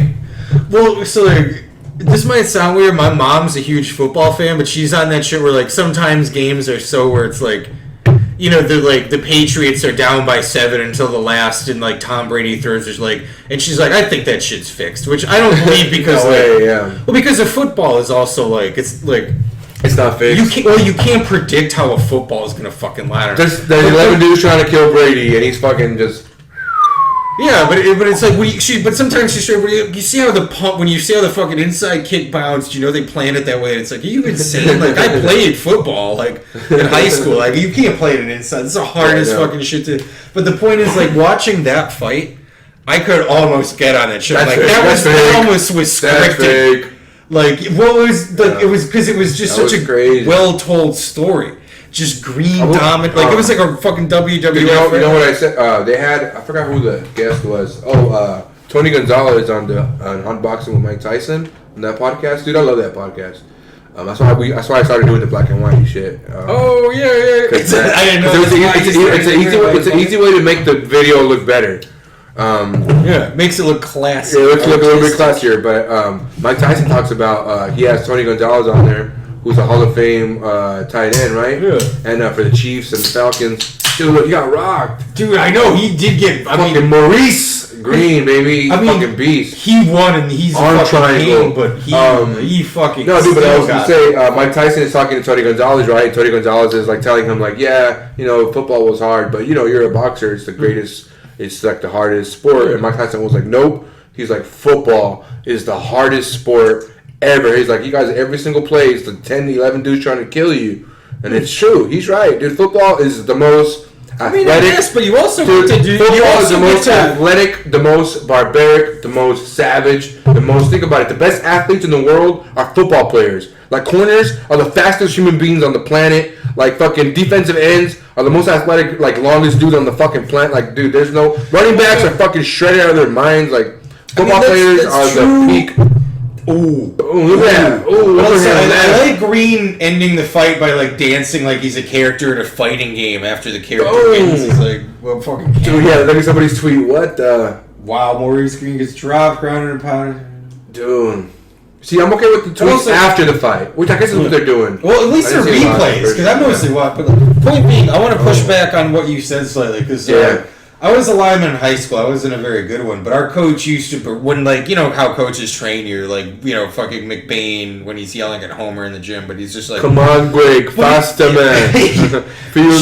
Shout slogans, but they're just like, come on, are you tired? You're football players. This is the only sport where you do a play for 7 seconds and you get to rest for 30 and then to be fair, he's berating us to inspire us. I get what you're saying. I get what you're saying. It's like, but because you're taking turns like that and it's a snap and it's a play, how fucking fast are you trying to go then? Oh, I mean, right? you go. Well, it's like you're going 100%. You're gonna go. You get one snap. I'm going as fast as possible. Or if you're boxing, you're fighting, you're doing any other sport, you have to conserve your energy. Well, so you're 100% right about football versus sports or the combat sports. Like, and that was just you taking the time off. Most professional, good NFL players, they're playing every fucking snap. They're not gonna be like, I'm gonna take a break now. It's not.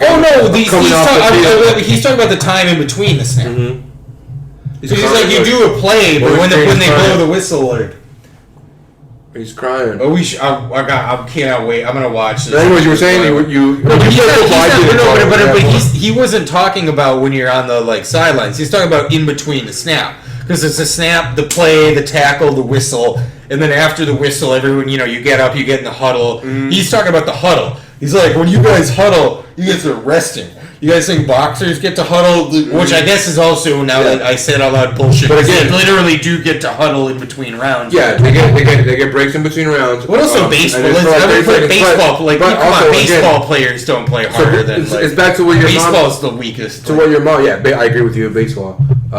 You're like dude in the outfield not doing shit the whole time. He's just sitting there if the ball never comes to him. But I was gonna say your mom. I think that football's fixed because. Like, she saw your football games or whatever, right? And it was like, you know, I know Greg's going to go to the huddle, take a break, blah, blah, blah, blah. Yeah. Well, what is Tom Brady known for? Like, Tom Brady's not an athletic person. He nullifies overwhelming. Exactly.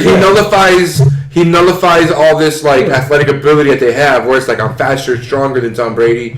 But, yeah, you're not that fast when I can't have the ball, like, right away, and I'm going to keep going. No huddle. We're not going to take a break. Let's go. And then the defense is starting to get tired, and now they're like, I'm used to being like taking a break in between snaps. Yeah. Nope, Tom Brady's gonna get back to the line. It doesn't give you the time to think because think about that, right? He's not gonna outrun the fastest guy on the defense, right? Tom Brady. He's very slow, very, very, very fucking slow. Oh, very slow. He just hit 1,000 yards for his whole career. 20-year career? I'm a New England. I didn't know that he just. Yeah, he just hit 1,000 yards last season. Compared to like McNabb and shit. Yeah, to all these fucking dudes, fucking Kaepernick, fucking Lamar Jackson. Dude, Kaepernick was in the league for like 2 years. He kills Brady on like runs. But the thing about Brady is that he snaps the ball so fast, where they're just like, I wonder what my wife's thinking. Touchdown. You know, what? Brady? I wasn't ready yet. He's like, I don't give a fuck, bitch. Well, it doesn't give him time to plan, and like I know New England might be famous for like cheating, doing legal footage. And I won't comment on that too. Yeah, but I mean, but that's the plan where it's just like if we just snap the ball and don't let them huddle, they can't think. Because like what a huddle is, partially it's strategy. They can't rest. You can't strategize. Like in a huddle, you get to like the coach tells the quarterback like this. Like I mean, he doesn't. The coach doesn't say it this way, but like based on what I think the team's gonna do, this is what the play is, and then the quarterback relays it to the team, and like. If they don't have time to do that, they're fucked. They're just like, you go out there and you figure out what happens. Keep an eye on it. Like, they don't, like, dude, this fight was nuts. Maurice Green goes for a flying Superman punch to start that third round. And he misses it. John Vellante ducks it and hits him with the overhand left, drops him. And the rest of the round, he dominates him. Well, see, Green fucking catches him. Do you think there was cockiness on Green's part? Yes, like, it was. Because the whole time he was piecing him up, right? The first 2 rounds, he was like, dude, I'm fucking... He was piecing him up from the outside. Fucking Vellante looked fat and slow. We were like, oh, this guy's out of shape. He hasn't done anything. And Green was just fucking throwing like side kicks to the knee, push kicks to the chest. Like he was looking like John Bones. Oh, yeah. And then he was like, I'm going to do a flying Superman punch. I'm John Bones. Yeah, actually, you're probably exactly right. I'm the new John Jones. Yep. And then John Vellante was like, nope, boom. boom! When he fucking ate. Dude, I'm looking forward to this fight. Mike Perry versus Mickey Gall. I was just gonna say that first. Is Gall the guy? Mickey Gall, who finished CM Punk. He's the legend killer. Yeah, Mickey Gall. Dude, he comes out to, hey, Mickey, you're so fine. You're so fine. You blow my mind. Hey, Mickey. Did you know that they actually told him he couldn't use that in one of his fights? Cost money or something? No, because they were like, no, that's lame. Oh, the UFC didn't let him use that, and then they later on, I think they got some like clout, or they got some like pushback, and then they're like, fine, you can use it. Well, like, so here's the thing. This chick again. This is really fucked up, and I'm stealing. And this is a bit another comedian did. I'm just repeating it, but like him coming out to you, Mickey, you so fine. Like it reminds me of this bit this comic did, where he's just like, so like if you're in prison and you're a guy, I mean, you know what happens in prison. Like if you're in prison, you're a guy like whatever. He's like. But the thing is, if it's a guy being like I don't know, if it's a guy being, but like you have a roommate. Yeah, that's what like. But it's like you got lots of recreational time. They give you lots of time to focus on your studies. Well, like you ever seen like that show Oz? I do remember watching that show Oz. Like when you see J.K. There was Simmons, a lot of prison rape. Yeah, I know what you're getting to. You're getting to the prison rape. But it's like when you see J.K. Simmons, it's just like, I'm coming for you, boy. Like, and that kind of shit. It's just like... J.K. Simmons? You're thinking of fucking... Yeah, he's in Oz. He is? Yeah, he plays the Nazi. J. Jonah Jameson? Yeah, he's the Nazi in Oz. You just blew my mind. Yeah, he's the Nazi. I think I lied about watching Oz. Well, either way, but like... So there's the type of guy who's just like, I'm coming for you, boy. Like that deliverance shit. And it's just like, in prison, it's just like... Well, that's a guy that has to do this, and he's not happy about it, so he's angry. Like, the really scary prison rapist is a guy that's just like blowing you. Like Tracy Morgan in fucking The Longest Yard. Yeah, he's I'll be chewing my jailhouse boobies for you, Paul. Well, he's like, I can't. Yeah, oh, like Perry. He's a fucking character. The guy being like, I can't wait to have the date tonight, and it's like, that's the really scary guy. And like to me, that's what Mickey Gall. Wow, he's trying real hard to intimidate him. Dude, Mike Perry's always like this. Mike Perry fired his whole team. He fired everybody, and he said he can do it by himself. He has no it's like Donald Trump shit. Dude, he has his girlfriend in his corner tonight. I think he said like I don't need anybody. I'm gonna fucking fight with like no trainer, no gym. He's like I know how to fight. I mean, Perry is a lot more jacked. To be fair, but also I like Mike Perry. Honestly, when he first came on the scene, I was a hater. I was like, fuck this guy. He's a tool. He's fucking obnoxious. But Mike Perry's awesome. He looks like the character from Workaholics. He has the same haircut. What's Adam or whatever the fuck? He for sure does not look like the guy from Workaholics. Look at all his tattoos on his face. And no, I'm not on the face. I'm talking about the hair, bro. Oh, Perry. I thought you were talking about Gall. No, Gall. Yeah, you're right. Gall does look like Adam Devine. You're thinking of Adam Devine. Yeah. But no, sorry. Continue about Perry. You hated Perry. Look at all his fucking tattoos on his face. I would say Mike Perry. I used to hate him. I was like, this guy's obnoxious. But he's actually really cool and down to earth and shit. But he's lost, I think, his last like 3 fights in a row. Really? He got his last fight. He got fucking. He's doing the spinneroonie. His last fight, he got his nose like fucking reshaped on his face, like it was like on the side of his head. So he's kind of like because look at that elbow to the face, right? Perry. That motherfucker like suplex or some shit. Perry was like, I thought Perry was going to be a superstar, and then he lost a couple. Well, so it's kind of like because I'll be honest again, like I don't follow it as much as you, but like. I thought he was gonna fucking be. And I love Sage Northcutt. Yeah, that motherfucker gets owned every. You know who beat Sage Northcutt? Mickey Gall. Well, because also like I was a big WWF WWE fan when I was growing up. So when like CM Punk like was like, fuck the WWE, I'm gonna be a UFC fighter. It was like I wanted him to do so good, and then Gall just owned the shit out of him. Just really, you were rooting for CM Punk? I think I was over wrestling by the time CM Punk was popular. I think he had just come on the WWE roster when I stopped watching it. Well, you're right too, because I'd never seen him wrestle. I stopped watching like 2000. I remember like his like straight. He was like a straight edge thing. That was like his motif, right? Like, I think it was because Vince McMahon became a bad guy in the national kind of eye, and then CM Punk like he was famous for like doing this promo, like calling him out on certain issues. He went off script. He was like, fuck Vince McMahon and fuck this. He's like, oh, he'll let The Rock come back and beat me because he's famous, but I'm fucking here putting in the work every day. And this motherfucker comes back for a week. Like, fuck that. Like, Edmund Shabazian. That fight got canceled. They were supposed to fight in Portland. I want to go to it. Edmund Shabazian versus, I forgot who he was going to fight. Shabazian, though, he's a fucking stud. Oh, I mean, that look. Dude, those fucking Armenians know how to fight. Oh, they're not like, I mean, people like. Armenians and fucking Ukrainians, right? Like motherfucker, or Czech. like- No, I'm sorry. I'm talking about Czechoslovakia. I feel like most Czechoslovakians are fucking. think of nuts like in UFC. think of like who are like popular cultures. What are cultures that are popular for fighting? I mean, America dominates in all sports, period, except soccer. Well, no, but not UFC, right? Because I thought that's a For lot. sure. I thought For that's a lot of sure. Middle Eastern. Look at all the champs. Name all the champions in the UFC right now. Heavyweight champ. Who's the heavyweight champ? Stipe. Where's he from? America. Who's the light heavyweight champ? John Jones. Where's he from? America. Who's the fucking welterweight champ? Kamaru Usman. Where's he from? America. Although he claims Nigeria. Oh, does he? Yeah, he's a Nigerian champ. So I'll take that back. I'll give you Usman. I'll give you for Nigeria. No, but that, I mean, I feel like that's Welterweight 170 champ is who's the 170 champ? Fuck. Dude, there used to be T Wood who got beat. Oh no, that was the 185 championship. Who's the 170 champ? It's not Masvidal. I can't think of the 170 champ right now. I know the 155 champ is the fucking GOAT. It's Khabib. Beat McGregor, Yeah. dude. That's. He's from, where's he from? Dagestan. But dude, it's funny because when you say that guy claims Nigeria and being the Nigerian, that just reminds me of The Rock being like, "And I'm the people's champ." He was the people's champ. I mean, if that's, I guess it's like, well, to be fair, I was gonna say it's different, but if he's from Nigeria and being claiming Nigerian champ, He's the Nigerian well, nightmare. The Rock is technically a people, so if he's claiming to be the people's champ, you know, fuck it. It's true. It's true. Actually, The Rock is not a person. The Rock is a rock. Right? Oh!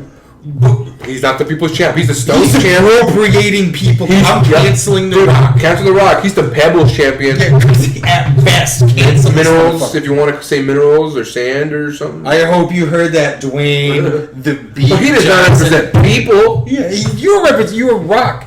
You're Perry, tied third most knockdowns in a UFC welterweight fight. At best, highest takedown defense among active UFC welterweights. Wait, Dude, I got one in the barrel. At what- best, he's the minerals champion. All right, that bombed. No, I'm sorry. I didn't listen. Because you jumped, you switched gears, and I was trying to remember who the champ, the 170 You still champ can't is. remember the 170 champ. And I know why I can't remember. I know I can't remember the 170 champ. You know why? Because I'm wrong. Because your phone's Because the 170 champ is Kamaru Usman, the Nigerian nightmare we're talking about. The 185 champ, I'm wrong. It's not Usman. It's Israel Adesanya from New Zealand, so non-American. So you say Nigeria? All right, I might be wrong here. I think you were right about America here. Look at it. Heavyweight champ is American. That's one for America. Light heavyweight champ is American. That's two for America. 185 champ is from New Zealand. The 170 champ is from Nigeria. The 155 champ is from Russia. America's losing now. The 145 champ is Volkanovski from New Zealand. Oh, who I called a pussy. The 135 champ was a Hudo, America. The 125 champ is a Hudo from America. And he's bringing the tie for the men there. That's a tie for the men there, which is still one country to like 5 different countries. Well, to be fair, like, so you can still argue America's the best country when it comes to that. Is Nunez Brazilian? Brazilian. All right. Because let's do the women. Because I don't know who's the champ now, but when you go historically, like Rousey, American, Holly Holmes is But there's not American. just one woman champ, Greg. There's divisions. There's the 155. No, there's no featherweight division for women. There's the 145 champ. Actually, I thought 145 champ is Nunez. There's a 135 champ is Nunez. The 125 champ. Dude, there's no women champions. There's no women. There's no American women champions. The 145 is Nunez, Brazil. The 135 is Nunez, Brazil. That's 2 for Brazil. The 125 champ is Zhang Weili from fucking Shevchenko. Shevchenko is the 125 champ. She's from Poland. No, where's Shevchenko from? I hope she's from Poland, dude. I'm half Polish. Ukraine. Shevchenko's from the Ukraine. She's from the Ukraine. Well, because Ukraine produces a lot of good fights. Ooh, dude, this fight's going. Oh, Perry's throwing bombs already.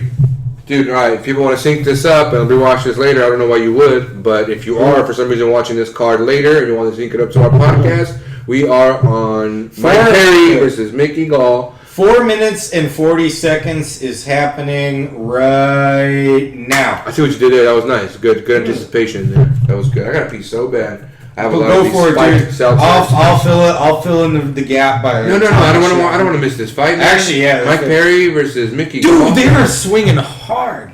Mike Perry is the one pushing the action too. He's coming forward. He's doing a lot of looping overhand rights and lefts and a lot of straights. You Mickey Gall looks tall. I mean, maybe I should have been able to infer this from what you're talking about. Like, who's your favorite? Who do you think will win? Who do you want to win? Who do I think will win? Yeah. I think Mickey Gall, unfortunately, will win because I feel like he actually is skilled and he's just getting better every fight.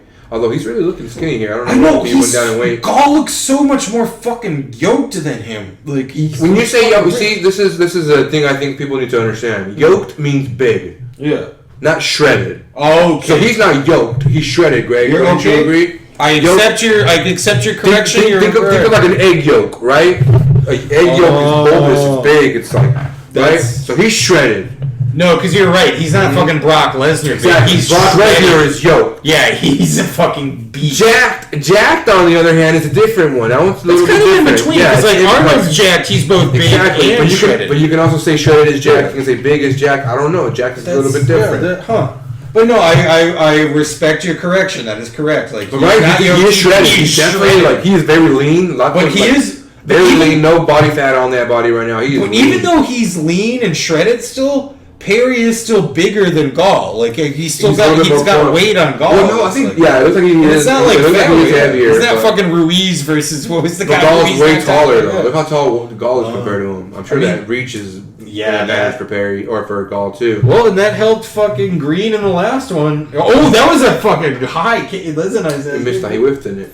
I mean, he whiffed. Oh, he got tagged there with a fucking straight right. Oof. So right now it looks like Perry's been missing all those shots he's been taking, right? Whereas Gall is kind of landing the more precise strikes, right? Like leg kick, Although that one seemed to backfire. Yeah, it looked like he stepped weird, huh? I don't know what happened. Oh, dude, the main event is next. That's gonna be a banger. I'm looking at that's Poirier Hooker. That's actually a high quality. This is not Mickey Gall. This is like his fourth professional UFC fight, I think, or his is it only his fourth? I think it might be his fourth UFC fight. Mike Perry has a lot of UFC fights, but he keeps losing them. Oh yeah, you said he got that guy. Yeah. So he's like all these dudes. They're not like they're not like the greatest fighters. But it could make for a great fight though.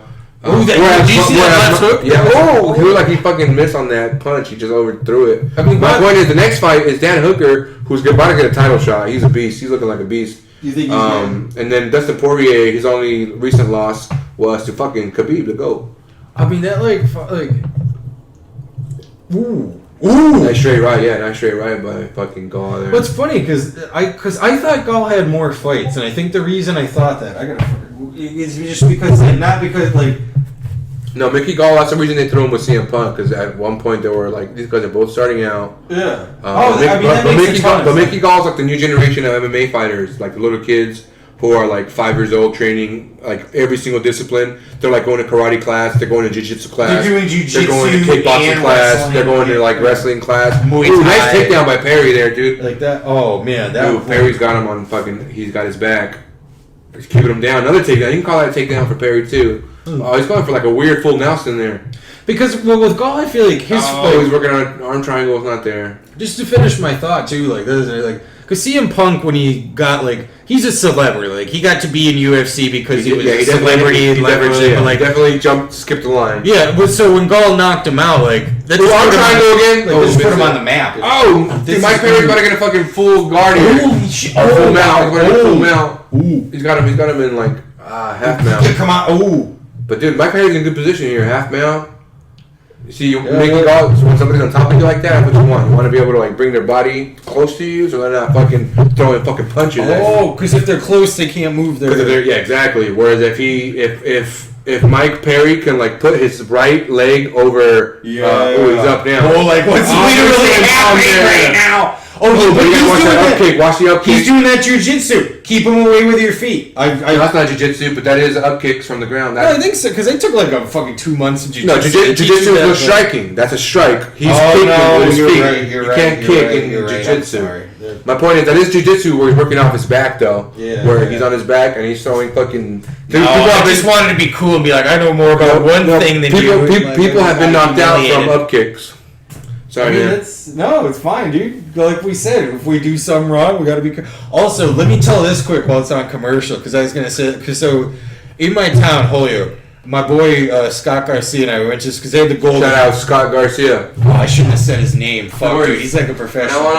Now I'm gonna shout people out when you use specific name. But anyways, go ahead, Scott Garcia. Yeah. But you're doing illegal shit, sucking your dick. Did you guys have Golden Glove? Well, actually, it's not. Golden Gloves, yeah. Maybe every city has a Golden Glove. Yeah. But so like, our town had Golden Gloves. For some reason, the Boys and Girls Club. Yeah. Anyway, for some reason, Boys and Girls Club had to stop doing Golden Gloves for like a year or two, but they brought it back.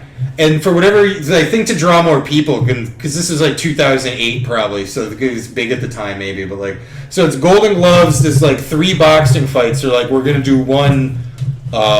Like mixed martial arts style fight, then the main event will be a boxing fight. But so we're watching the mixed martial arts style fight, and the fight's going on. There's like the guy does kind of like a John Jones kick to the thigh, and the guy just drops like a fucking sack of potatoes. Why you fucking threw that? No, well, it turns out what it happened. For ACL? No, it turns out what it happened, and then like an ambulance comes and carries the guy. Congenital heart condition has befallen Derek Tatum. No, what had happened was the guy's testicle had slipped out under his jock, and the guy kicked him in the crotch. That happened to a dude in my baseball team in high school. It literally caused his testicle to explode out of his ball sack, and he just like was like, like it must have been the most pain. Like they had to call the fucking ambulance and wheel him out. Dude, that it was the most horrifying thing in the entire fucking world. I'm gonna say his name too. I don't know his name though. Yeah. Oh.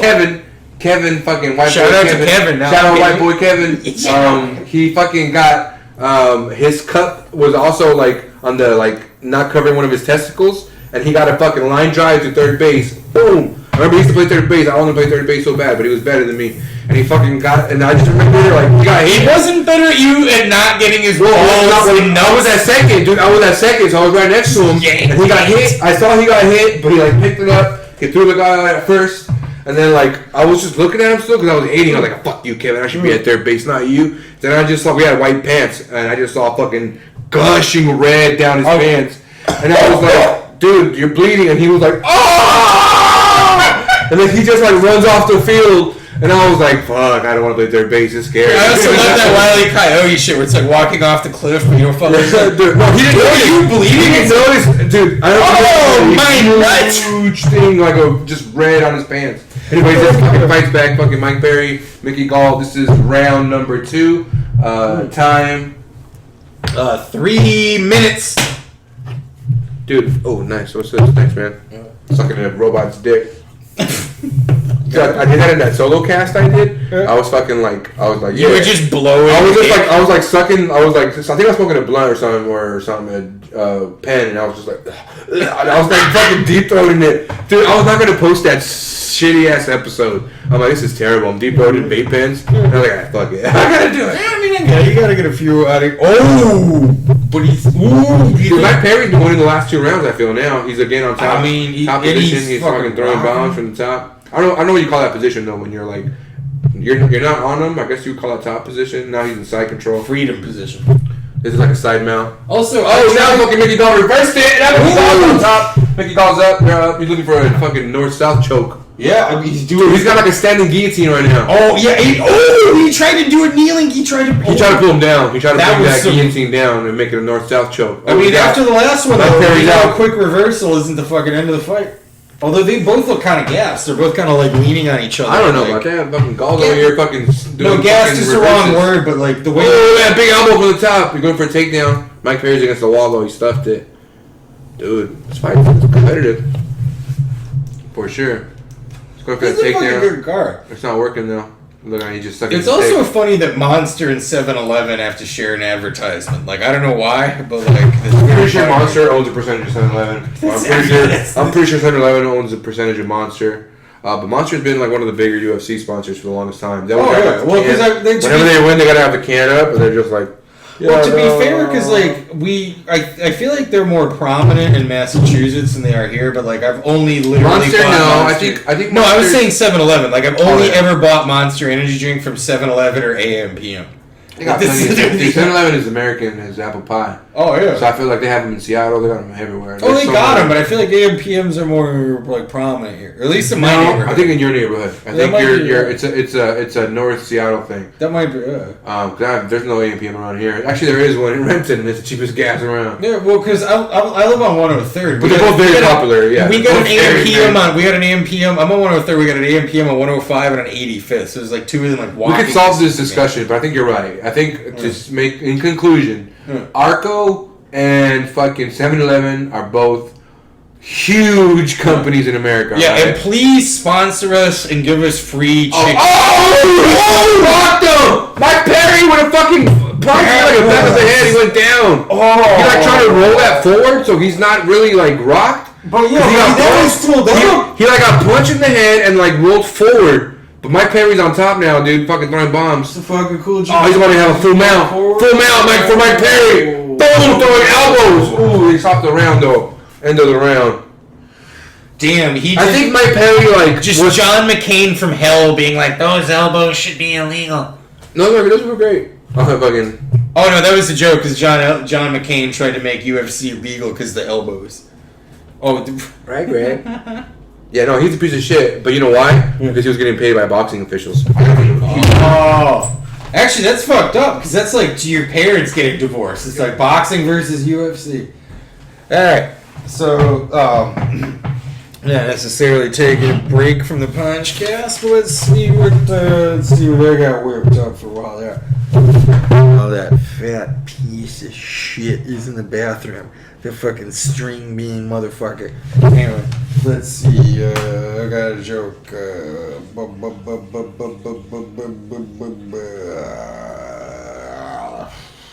Damn. I'll think of something later. Listen, that was a fucking rocking ass. God damn. Oh shit, round 3. It's funny, because round 3 is brought by the P3 portable protein pack. The Triple P. I mean, that sucks, man. I'd have made it like protein pack, and then you call it P2, you just call it the straight up P. Yeah, like straight up, you know, that's the shit I'm on, you know what I'm saying?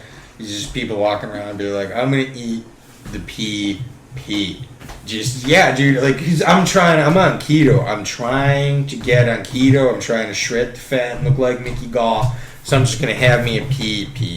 You know, it's just no. Uppercut from hell from fucking Perry.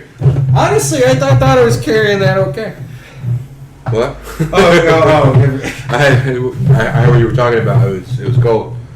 Go, Jerry, go! Let's go. This isn't a dinner. Soup's not a dinner. Dude, it's funny because my girlfriend like doesn't like Jerry Seinfeld because I think she thinks of him as like blasphemous. Well, but no, because I think like There's nothing wrong with being a 16-year-old. Well, that's what I was going to say. I think she was 17. Well, she never watched. He got a letter from her parents saying, but my point being, like, that's the context she knows. That's the context she knows him in. She never watched Seinfeld. A letter from your parents? That's even worse. That makes me not like him. That makes me. If you got a letter, that's fucked up. When he was like, that makes me not like the parents. Sign the letter. You're a fucking daughter. Sign the letter. That makes me not like the parents because they're like, bitch, you know how much money we're gonna get into? Shut your mouth. You're fucking sure to sign up, but man. I'm gonna save myself. Shut your mouth. Please don't sex her after. That's fucked up. We're making fun of this chick who was fucking groomed by Seinfeld. Just kidding. Yeah, no. Alright, let's go back to this fight. Fucking elbows from hell from both these guys here.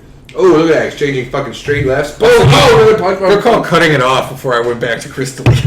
Yeah, no more pedophile. No more fucking minor jokes. No more fucking rape jokes. I didn't do rape jokes. Hey, you raped me when I was fucking in the bathroom. That wasn't a joke. Hey, but now I'm joking about it. Alright, listen. That one was good. That's the last one. We promise. Alright, no more rape jokes. We're not gonna joke about rape anymore. We're just gonna do it. We'll watch Mickey. Alright, that's the last one for real. That's all. Right, no more rape jokes. We'll pull up. I'll pull up. Rape is bad. I mean, we're just condoning it. Oh. Alright, let's give a little bit more context here. Oh! It's like both these guys are just standing up and just exchanging fucking big blows now. They're both exchanging fucking like 1-2 combinations. But I think Perry. Yeah. Oh, nice a high kick by Perry. Just not like fucking bomb. Dude, I think fucking Mike Perry's getting the better of these exchanges. He's got him. He's got him. He's got his back here. I thought it was going for a full Nelson, but I guess it looked like it was gonna be right, like one of those. That's called. That's a full Nelson behind. Yeah. Both behind the. Oh, he tried to roll forward. See, Mickey Gall, I think he's a jiu-jitsu guy, so you're right. You were right about him working off his back earlier, but he keeps doing that front, fucking Imanari roll. They call that, which is a jiu-jitsu thing. It's Imanari roll. It's like when you. I don't know. That's what. Yeah. I mean, at the same time, though, Mike Perry's looking for that full guard, though. Look, he's in side mount right here. Because at the same time, even if Gall is a jiu-jitsu guy, when they're on the ground, Perry seems to kind of have the upper hand. You know I think Mike Perry has the upper hand this whole fight. Yeah, I mean, yeah. Perry looks like he's winning this fight. Now he's in a good position. He's fucking raining rights from the top. Yeah, it seems like you stop him, but if he threw a few more, do you think the ref might stop? Not from here, not yet. Ooh. Maybe if they were a little bit more vicious. I'm throwing them both. Can't grab the fence. Yeah, Mike Perry's resting here, look. I mean, that's oh, he's taking his back again. Yep. Oh, he's flipping him over. He's back to side mount. I feel like for Mickey Gall being a jiu-jitsu guy, he's not doing too much shit off his back here. He got Mike Perry just fucking transitioning from position to position on top. Boom. He's running nice little lefts.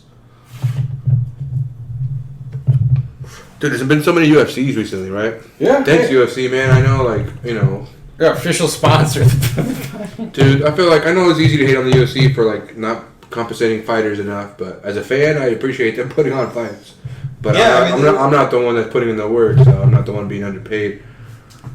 Right? Well, my understanding, but they are being underpaid. The UFC's the UFC's the only sport going on in the world right now. These dudes are fucking I mean, if you count WWF, did you hear that thing about the WWF? I don't know if I talked about it, where the WWF held an event and they were like, we are literally not allowing the fans to wear masks because it looks bad for the TV podcast.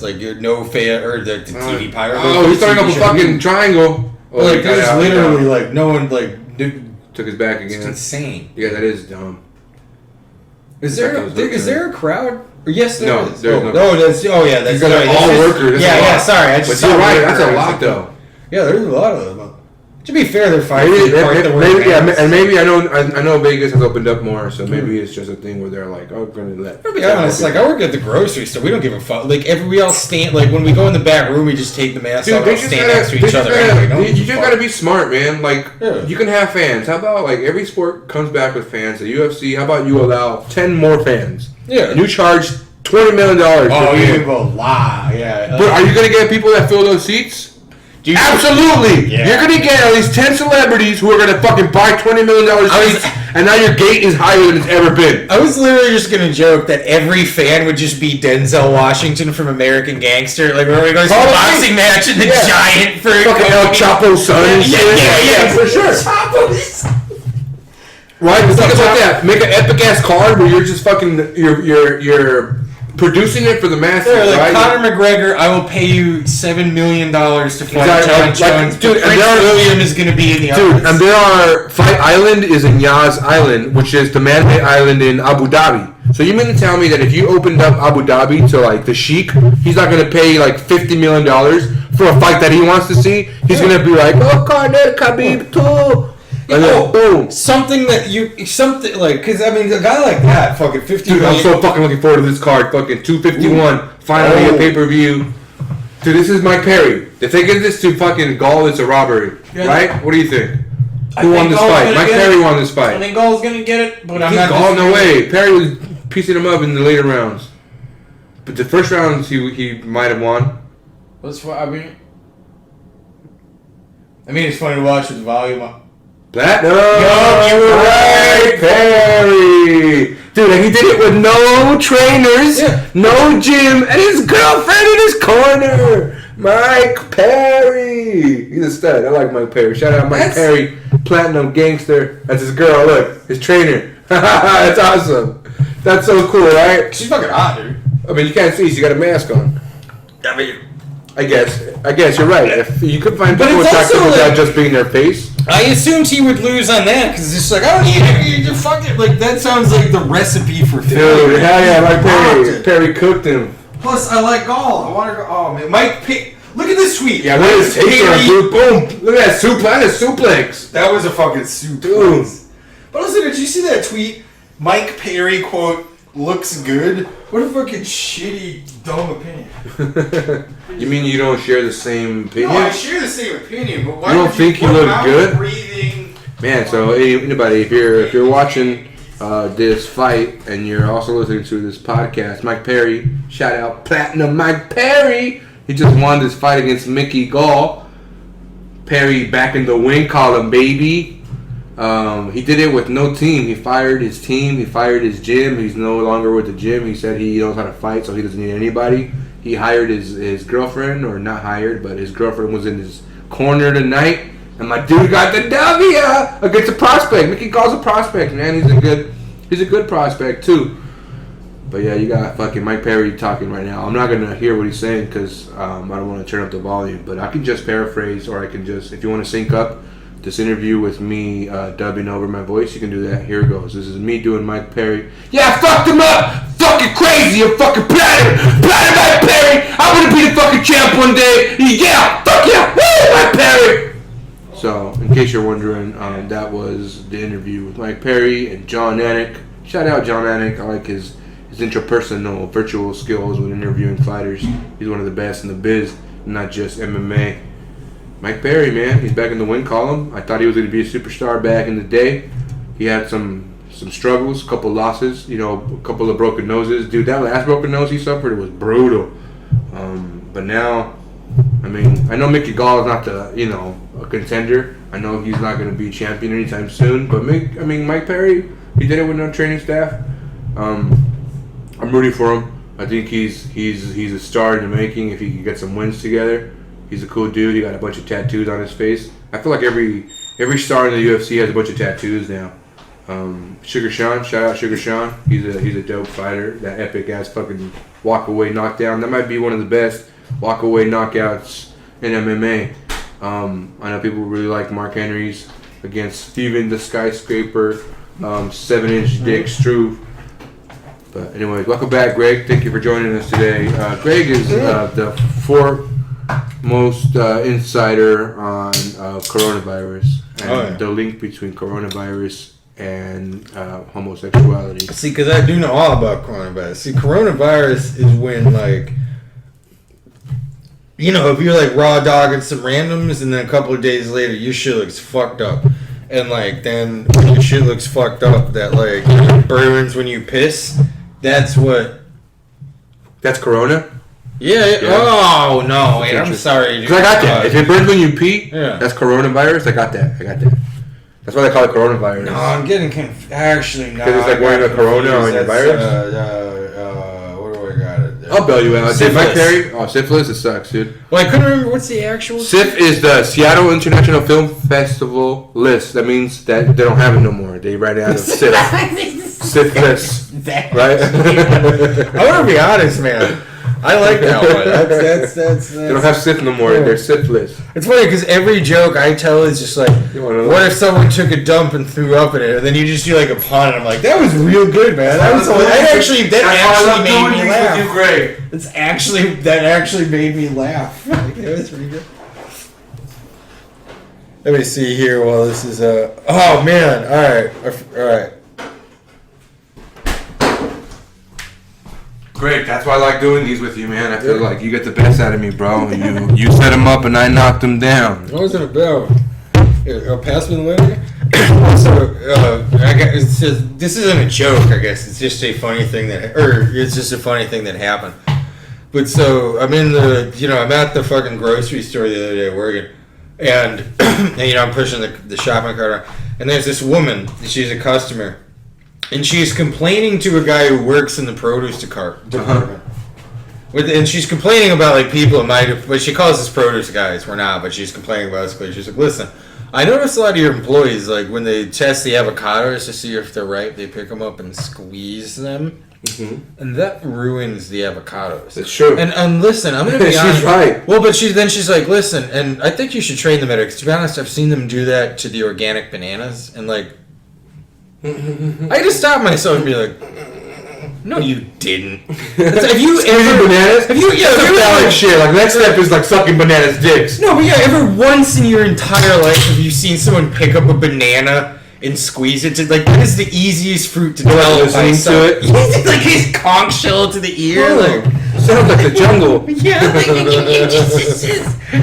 person doing. But she has a point of when you in the coronavirus world. Yes, but I've never once in my life seen someone squeeze. Look, in the post-COVID world, you're not gonna be pushing up on all the avocados. That's not practical. Both with avocados and bananas, you you're eating the inside, like the shell, like you remove Right, but the thing about picking avocados is you gotta know the firmness. It's soft, but not too soft. Right? Like you don't want it to be too hard. Yeah, you don't want it to be too soft. Don't listen. It's a feel. This is a very Seinfeld routine. There's an episode where they picking an avocado is a lot like Cinderella. Or wait, what? Well, they have that episode where Kramer gets banned from the fruit stand. Remember? Oh yeah. And he's like, "You want something else? You're banned from my store." And he's like, "Where am I gonna get my fruit from? Not my problem." Yeah. So then he sends Jerry to do it, and Jerry's like, "Avocado, soft, but not too hard." Yeah. He's like, 1 papaya and this Kramer's example. Wait a minute, this fruit isn't for you. Like, what do you mean? This is for me. Like, no, this is Kramer. You think I don't know? He's like, no, this is for me. Because that's funny, because that is hilarious. Like, it's, again, Seinfeld, very good comedy. I don't have to explain. Like, it would be very I could picture the opening for because you know how they open with. What? You know how they open with him doing stand-up? Yeah, you're starting to do. It would be very. Oh yeah, no, but it'd be funny if that episode opened with Seinfeld. Yeah, like a fruit stand. Well, that's the funny thing about avocados. Is it's a lot like Goldilocks, you know. Well, one bed's too hard, one bed's too soft. Well, you got the avocado is too hard, it's too soft. You got to find the one that's just right. All of a sudden, the big bad wolf walks in and he's like, "Hey, get the fuck out of here!" You know, I'm gonna be honest. That was more Norm Macdonald doing. I've been on a Norm. I know you're a big Norm Macdonald fan. Well, and like my dude. No, let me rephrase that. I know you're a big Norm Macdonald hack. Yeah, I mean that's I'm just kidding. No, I mean, dude, I'm so stoked for this fight, baby. Number 3 versus number 5, Dustin Poirier versus Dan the Hangman Hooker. And listen, you're not wrong, but I'm still proud of that Dave's Killer Bread routine. Dude, don't fucking listen to me. What the fuck do I know? Chug the guy. What the fuck do I know? No, I'm clearly. And also, that's why Mark. When I see Mark, is that bothering you? Dude, I love your bit. That was a good bit. I enjoyed the hell of it. Wait till all right, wait. Oh man, do I want to do that one? Dude, you be you. I love doing these with you. I feel like me and you, like we work well together. I honestly, I feel like I actually am selfish when I do these because I feel like it gets good things out of me, and that's why I feel like I need Greg. I'm like, no, I dude, when I did that solo cast, it just sucks. And I even talk about it. I'm like, dude, it's hard to do this shit without an audience or a co-host. It's hard. I feel like a podcast is a conversation, right? And I feel like you can't have a conversation by yourself. Dude, Bill Burr, I have so much more respect for Bill Burr and for Mark Maron because they do a lot of solo casts. See, it's funny because like I get what you're saying too, but like I feel like I don't like Bill Burr, so I don't know, like having more respect. Like I get that he's doing that though. I think the move is because when I've been watching a lot of like Pat McAfee show, I've been watching a lot of Mike Tyson, and I've been watching a lot of. I feel like the move is to have a bunch of people. Is like to be by yourself, but to have everybody off camera. So they're all there. They're all searching, googling stuff like a Jamie type, right? Where like they're there. Same with Joe Rogan, right? Where it's like even like Joe Rogan when he started doing the first podcast, he was by himself. But he still had a dude in the background. He had like Brian Radband or like Jamie. Yeah. Well, he had somebody there that was on video, but there was somebody that kept the conversation going for him, right? Whereas like if you have nobody else, you can't be like, so what do you think about this? And there's gonna be nobody there, so you're gonna be like, oh well. Well, yeah, and then it's also because it's also awkward when you're like Bill Burr just being like, that's the thing about Black Lives Matter, and then he has to like pause to like.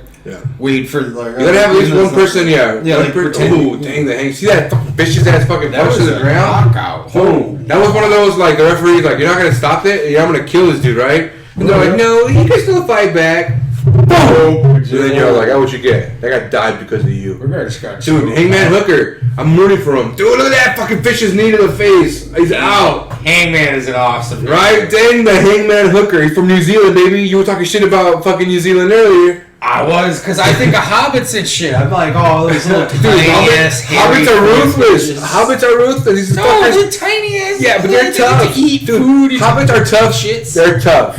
I know you're thinking that they're wimps compared to fucking orcs and Uruk or elves or humans, but like these dudes compared to us, they're awesome. I'm kind of a hobbit. I feel like I'm pretty short. I got really hairy feet and like, you know, and I eat Alvin bread all the time. I mean, if Tyson has hairy feet, I guess you could make the argument he's a hobbit. You said he's short for a boxer. Tyson's 5'9", dude. He was fucking knocking out fucking giants. Boom. That because I'm like 5'10".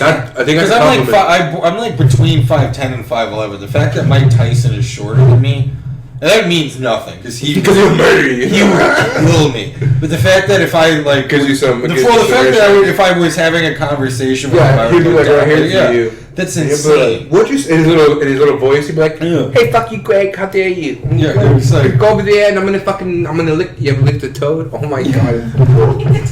Dude, I was doing hotboxing impression on the solo cast I did, and I was doing Evan Britton. You know, have you ever seen that show? No. Oh well, they have Mike Tyson. Like, oh yeah, I'm not Mike Tyson. Thanks for coming. And then the other guy that keeps the conversation going, Evan Britton. He's like, yeah, now I'm Evan Britton. I used to play in the NFL.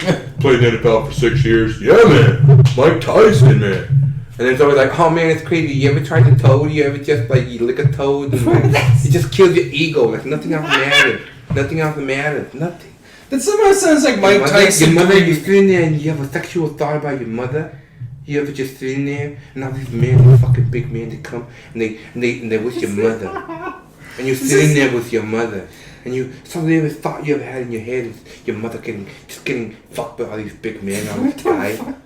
Dude, you know what's crazy? That was an actual thing from the podcast with, might have been Tony Gonzalez, but this dude was like, dude, Mike Tyson is going like... Because that sounds like, you know the police cop Simpsons? That just sounds like some motherfucker's like, so I got an idea.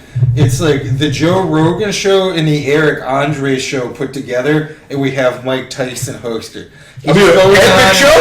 I love that show! Well, what you described sounds like it was an epic. I mean, you told me. What was it was so epic, dude. I think it was the Tony Gonzalez episode where Tony Gonzalez is like talking to him about like struggles, and like Mike Tyson always has a better struggle. It's always like, yeah, you grew up in the hood, but my parents were sex workers. Both my parents are sex workers. Growing up in that house, in that world, I used to fucking rob drug dealers. That's what I'm saying. Like nobody can top that. What if my girl? Right? Like nobody can top that shit. Like literally seeing your mother get fucked by other dudes because she's a prostitute and you live in her house because that's your mom, right? Like that's fuck. My point is, well, and having to like eat Frosted Flakes and like knowing that like, oh, I get to eat these Frosted Flakes because my mom has given up the put like. No, but my point is, and I hope it doesn't sound like derogatory towards Mike Tyson because I'm trying to make this out to be like the best podcast on like in the world right now is Mike Tyson's. Because this incredible human figure that we've had in history is fucking sharing his stories now. And those stories are, his mother was a prostitute. And like he talks about doing like a toad, like licking the toad. Yeah. And then he goes in and he's like, oh man, I had all these fucking crazy things. And my mother, your mother ever be a sex worker, Greg? Right? Shit like that where it's like, what? Like nobody has that kind of fucking conversation. Right? Dude, shout out Hotbox and Mike Tyson. Best fucking podcast but it's also in the world. Mike Tyson is so fascinating because he's such a fascinating person. Well, it's almost like fractal. Like every individual, like if a guy was just like, that guy's a convicted rapist. Yeah, and he's very like. I was gonna build to that, but I'm sorry to interrupt you, but like he's very like, I'm a convicted rapist. I know I'm a scumbag, piece of shit, but now he's like, I'm not that person anymore, Greg. Like he's like somebody who's like legit changed. Like you talk about rehabilitation. Like this dude lost all of his money and now he's back. Well, I was also gonna say too though, because it's different than like, because like when you look at there are a ton of people that get away with that shit. Tyson did do time, like right. Like he did a hard time. He did like 3 years. You remember the thing in The Simpsons with Derek Tatum? Yeah, fellas, for pushing his mother down. No, yeah, but remember when they're like, there's like a prison riot going on. And then it cuts to Derek Tatum eating a salad in his fucking in his cell. He's like, fellas, can you guys keep it down? I'm gonna go to sleep soon. And they're like, sorry, champ. It was Charlie, champ. And they're just like going, and they're like going back into their like cells. But I'm pretty sure that was it for Mike Tyson in prison, right? What are you gonna do? He's just like, guys, don't rape me right now. I'm not trying to be raped, okay? Like, he's gonna read my books and go. But that's hilarious because it implies there's time where he's like, yeah, okay, like, rape me, dude, but 20 minutes, I gotta run 4 miles and do 2,000 sit-ups and 800 squats. It's not gay, Greg. If you're in prison and you fuck another man, that's not gay, Greg. It's prison. It's a different world, Greg. You ever do the Toad? You ever do like it's an ego trip? Yeah, man, the Toad. So what Mike's alluding to is the Toad. It's a ditryptopylamine, jelly beans. Bill Cosby raped me, and it's one of those. There's the shamans, right? I played in the NFL for 6 years. There's these shamans, but that, in case you don't know, that's why me and Mike know each other. I played in the NFL for 6 years. Dude, I just I played in the NFL for 6 years. He's constantly. He did play in the NFL for 6 years. Dude, I would love to be a stand-up comedian at a press conference of his and just be like, wait. So, didn't you ever play in the NFL? Just. Dude, I'm so on this fight, baby. Oh, this is the Dustin the Diamond Poirier. They got a good ref for this fight. Herb Dean. Herb is a nerdy name, but that guy would murk me. Dude, I know we always start the podcast with "We are live now." I'm wondering if they're ever gonna like send us the cease and desist order. It's a shout out to Bruce Buffer, man. I love Bruce Buffer. No, I mean as long as we don't use the words like. Also, don't think we can say we are live if we're not. Any of these are ever live. So maybe I should stop saying that. But anyways, I'm gonna do Bruce Buffer now, okay? Fighting at the red corner. This man has coronavirus. Fighting out of California. It's back in the right corner. That was from the epicenter of Corona. We bring you. In the right corner, it's just a man that's dead. That's why you wear your mask. That sounded like fucking Duffman. Duffman! Oh, agrees with the drunk driver. Hooker with a finish. So, listen. I agree, dude. I agree. I feel like the favorite is probably Dustin, but I think Hooker is the fucking truth, dude. I think I'm just trying to compliment on our... Hooker's the future, baby. Well, no, I'm trying to compliment on our restraint and the fact that, like...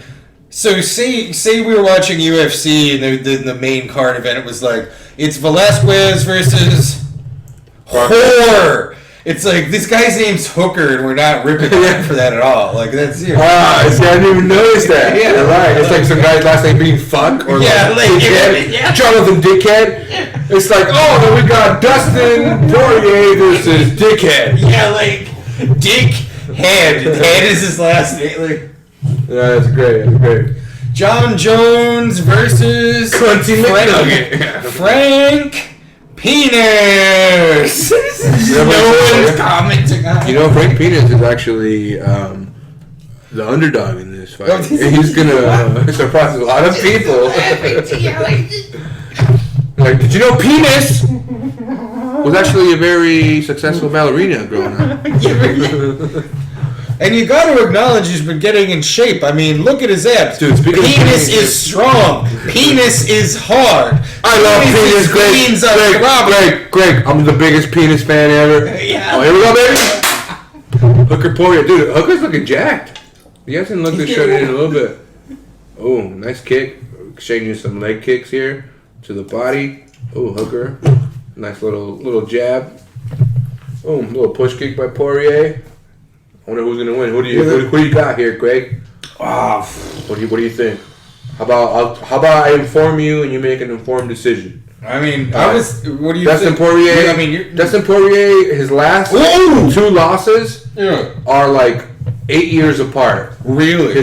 That first loss was against Conor McGregor, and then he won like 10 fights in a row. Or something like that. I mean, and then he got McGregor's and then he got a title shot, and then he fought Khabib. And then he lost that fight, so he got dominated by Khabib. He got knocked out by Conor. Well, I mean, so that's fucking rough, but at the same time, like, Khabib beat McGregor, so like, it's kind of logical that if he lost Well, McGregor, Poirier was calling out McGregor a lot. He was like, "Yo, let's do this. Let's rematch. I'm a lot better than when we first fought." But then they give him Dan the Hangman Hooker, which I don't think is fair. I think that's awesome for Poirier, though. I feel like I respect him more for taking this fight because Hangman Hooker, he's going to get a championship fight next. I mean, also like. I don't know if he's been looking really good. That's just also awesome because Dan the Hangman Hooker sounds like the name of like a Pinkerton guy that like slaughters. Dude, have you seen the Hateful Eight? No. Ah, dude, but what's his face? That sounds like a name in that. John Ruth the Hangman. Like when John Ruth catch you, you don't die. You don't get shot, get taken into custody. When John Ruth catch you, you hang. That was the whole thing about. Spoiler alert. Can I tell you? Please. Spoiler alert. A Domergue gets hanged by Walton Goggins and Samuel L. Jackson because after she... Yeah, Walton Goggins is in there? I love Walton Goggins. Good for him for getting a payday in that. Dude, I know him from Walton TV. Goggins is a premier. He's an elite. He's there. He's good. If you want a talented actor, you call my man fucking Walton Goggins. Shout out The Shield. Epic Walton Goggins performances. Have you ever seen The Shield? Walton Goggins and the guy who played Trevor from GTA. They're the same guy. Yeah, kind of occupied. Dude, Walton Goggins plays a lot of those Trevor characters. Like those kind of races that, like, the mustache. He was in Django. He was in Django. I never seen Django. He's in Django. He's in Justified. He's in The Shield. And he plays the racist. He's usually like a fucking. He's usually like. Because I've seen Justified. He's great in Justified. Because he plays that. He's a coal miner. That's good casting. Dealer. Yeah, that's it. Dude, Greg, you should be a what are those people called? People who cast people. Casting director. Casting director. I could do that. Because who would you? All right, here's the character I want. Trevor. The live action movie of Grand Theft Auto. Who are you casting as Trevor? Well, I mean that would be. Who's your first choice? Not who you're casting, but who's your first choice? The guy who plays Trevor. No, fuck that shit. He looks exactly like him. He doesn't have the market appeal. He does. I don't care. Even though he's gonna sound like Trevor, even though he's gonna look like Trevor, even though Grand Theft Auto made Trevor based on the way he looks. Okay, that guy is a nobody. He is not gonna sell that movie. Would you be nice enough to give me a mulligan? Yep, I will give you a so we're blowing up the volume. It's okay, not a lot is happening. A lot of check kicks. Oh no, I mean we're blowing up the sound. I'm going to turn this down, but I can also edit it and post. But like, yeah, that's so. Alright, so let me. You ever motherfucking seen True Detective? Yeah, I love the first season. Second one was trash. Third one was if I was making a Hollywood Grand Theft Auto, McConaughey based on True Detective. Like, I know he's not... McConaughey's your Trevor? Your first Trevor? Yeah, because I know he's not a violent... Like, that character in True Detective is not... He's not a violent psychopath in the way Trevor is, but like, you know, he's at the police station, like, drinking. He's got the... Like, I think he could do that. So that would be my... Michael would be... Now I feel bad, because that's your Michael or your Trevor? That was my Trevor. Who's your McConaughey? Who's your Trevor? My Trevor is Walton Goggins. My point, I was trying to give you... I tried to play... Oh, you were trying to... I was like, Greg, you're a great casting director. And then you go and you make a terrible casting choice and go in McConaughey for Trevor. Because to me, I don't think McConaughey ever gets to that, like, level of, like, crazy unhinged. McConaughey's always like... Sure, like about these high school girls, man. He's always cool, calm, collected. No, but the thing with True Detective and what was that fucking movie, Interstellar? It's like he went through this whole thing where he's like, I'm trying to become a real actor. I'm gonna fucking go for it. Like, I think if you gave him Trevor, he would try to knock it out of the park, and he might. So, Greg. I think most of his characters, Greg, they put him mellow. Even True Detective, I can smell the shock fear in the air, Greg. I can smell this town, Greg. Everybody here gets murdered. Their wives, Greg. Do you remember in True Detective when he's like talking? It's the scenes where he's being interrogated, but like he's like making the beer cans into little figures while he's talking to.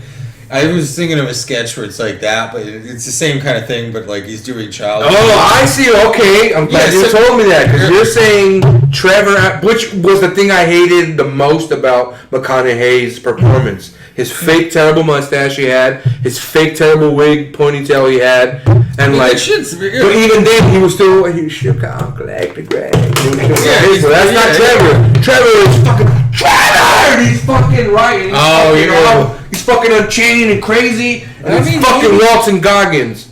Greg, you're fired as my casting director. I tried to give you an easy task, and you fucking blew it. Firing it back. Who's your Michael? Who's your Michael? Michael DeSanta. I'm going.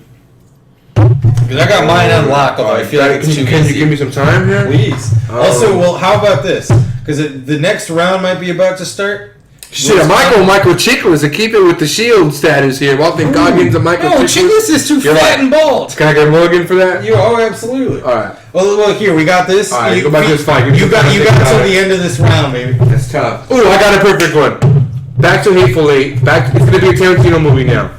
So what are we talking about? GTA. But Mike, who's your? All right, so Tarantino's directing the GTA movie now, right? It has to be the most violent game ever. Yeah. We got Walton Goggins as Trevor, that's mine, and I'm gonna go Michael. I'm gonna give it to Mark Madsen or Michael Madsen. Ooh, right. What do you think about that? Michael Madsen as Michael.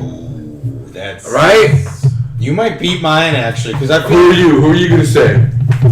Well, because here's the thing. I came up with one that I thought was brilliant.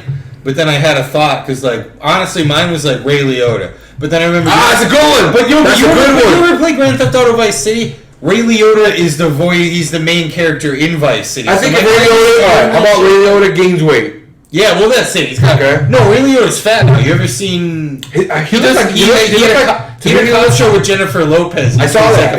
I liked it, dude. To me, he looks like an Edward James almost... Ooh, Dustin Poirier with a 1-3 combo, my man. Damn, God. Oh, he's going for the takedown. Yeah, he is. He's not getting it, though. He got him in the clinch with some nice fucking knees. Oh, he's got him in the corner, backing him up, throwing some fucking combos. Oh, he's getting tagged back, though. We're swinging here. Poirier's going for a takedown. Stuff. Choked. Oh. Hangman. Nope. That chokehold is not working at all. No. He stuffed the takedown. He's back up. Oh, no. Now he's got him against the fucking fence. Whoa! He missed it. He missed, but that... Ooh. He got tagged there. Another one. Dude, Hangman Hooker, I think, is getting the better of these exchanges. They're both throwing, though. Right? They're both throwing. Yeah, nice fucking... Ooh, to the body by Poirier. I think Hangman's getting the better of these exchanges. Look at that. Nice 1-2. The body, follow up to the head. He's pushing the pace, too, right? He's backing down Poirier. I don't want to be biased here, Greg. What do you think? I have no bias either. I don't care about either of these. Cool, because I don't know. I'm not too familiar with any of them, but it's like I do feel like. Oh, now even Poirier there with a 1-2 by Poirier. Like Poirier. Now Poirier's backing him down, pushing the action. Oh, is he bleeding? Yeah, he is. Oh, nice uppercut by Poirier there. I mean, it's nice left. It's funny you asked me that, like. Then Poirier's moving it on. Oh, another 1-2 by Hangman. Boom, another one by Hangman. They're just taking turns exchanging here. Yeah, this is right. They're just taking turns exchanging like 1-2 combos. Boom, 1-2 by Poirier. Takedown attempt stuffed up against the wall. Hooker stuffed it. Still got him in the clinch though. That's when you gotta like watch your head. I remember in wrestling, the first time I ever realized people can use any of their body as a weapon was in wrestling. I remember the dude. He had a shaved head, but like his hair was growing back, and I had him on top. I took him down and I was on top. He was underneath me. And he started rubbing his fucking bald head on my face. So it was like hurting. Yeah. And I was like, fuck. So I pulled my head off and then this dude got out. And he escaped. And I'm like, this motherfucker. Then I realized that's a fucking slick move. Because when you're when you're fucking rubbing somebody's body like that, they're going to do whatever they can, right? And I was like, this motherfucker. Dude, I know you're a wrestler. Hey, that's cool. But that is a slick. That's fucking Dude, yeah. Shout out Sergio, man. It's funny because they're like the only thing I could compare that to because I thought my baseball coach made this up. But he's like, Poirier. He's like, yo, because there was this kid in this league that was the best for a spaceman. He's like, yo, you watch out for that kid because he has this move where like he'll be like, oh hey, the ump just called timeout. Would you step off the base so I could wipe the dirt off? And he would like get a kid to step off. He's like, oh yeah, if it's a timeout, and then he would just tag him. And the ump would be in like, you gotta fucking dude. But no, but the baseball evidence that ever happened. That sounds so made up. When you're sliding, you keep your hand on the base, and then you go opposite body part. So you keep your left hand on it, then you put your right foot on it before you get up. Then you can take your left hand off, and now. I didn't know that. You never take a body part off the base before you put another body part on it. Because I was in fucking. I mean, to be fair, it's bad in all sports, but I played baseball my whole life. That's not true. I played baseball most of my life.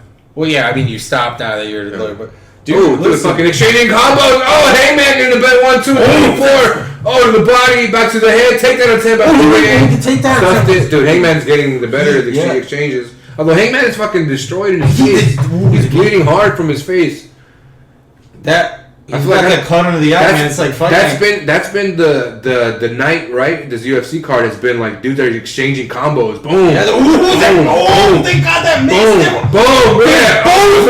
Throwing bombs right now. This is incredible. This is great. Boom. Boom. Hangman Hooker getting the better. Like boom.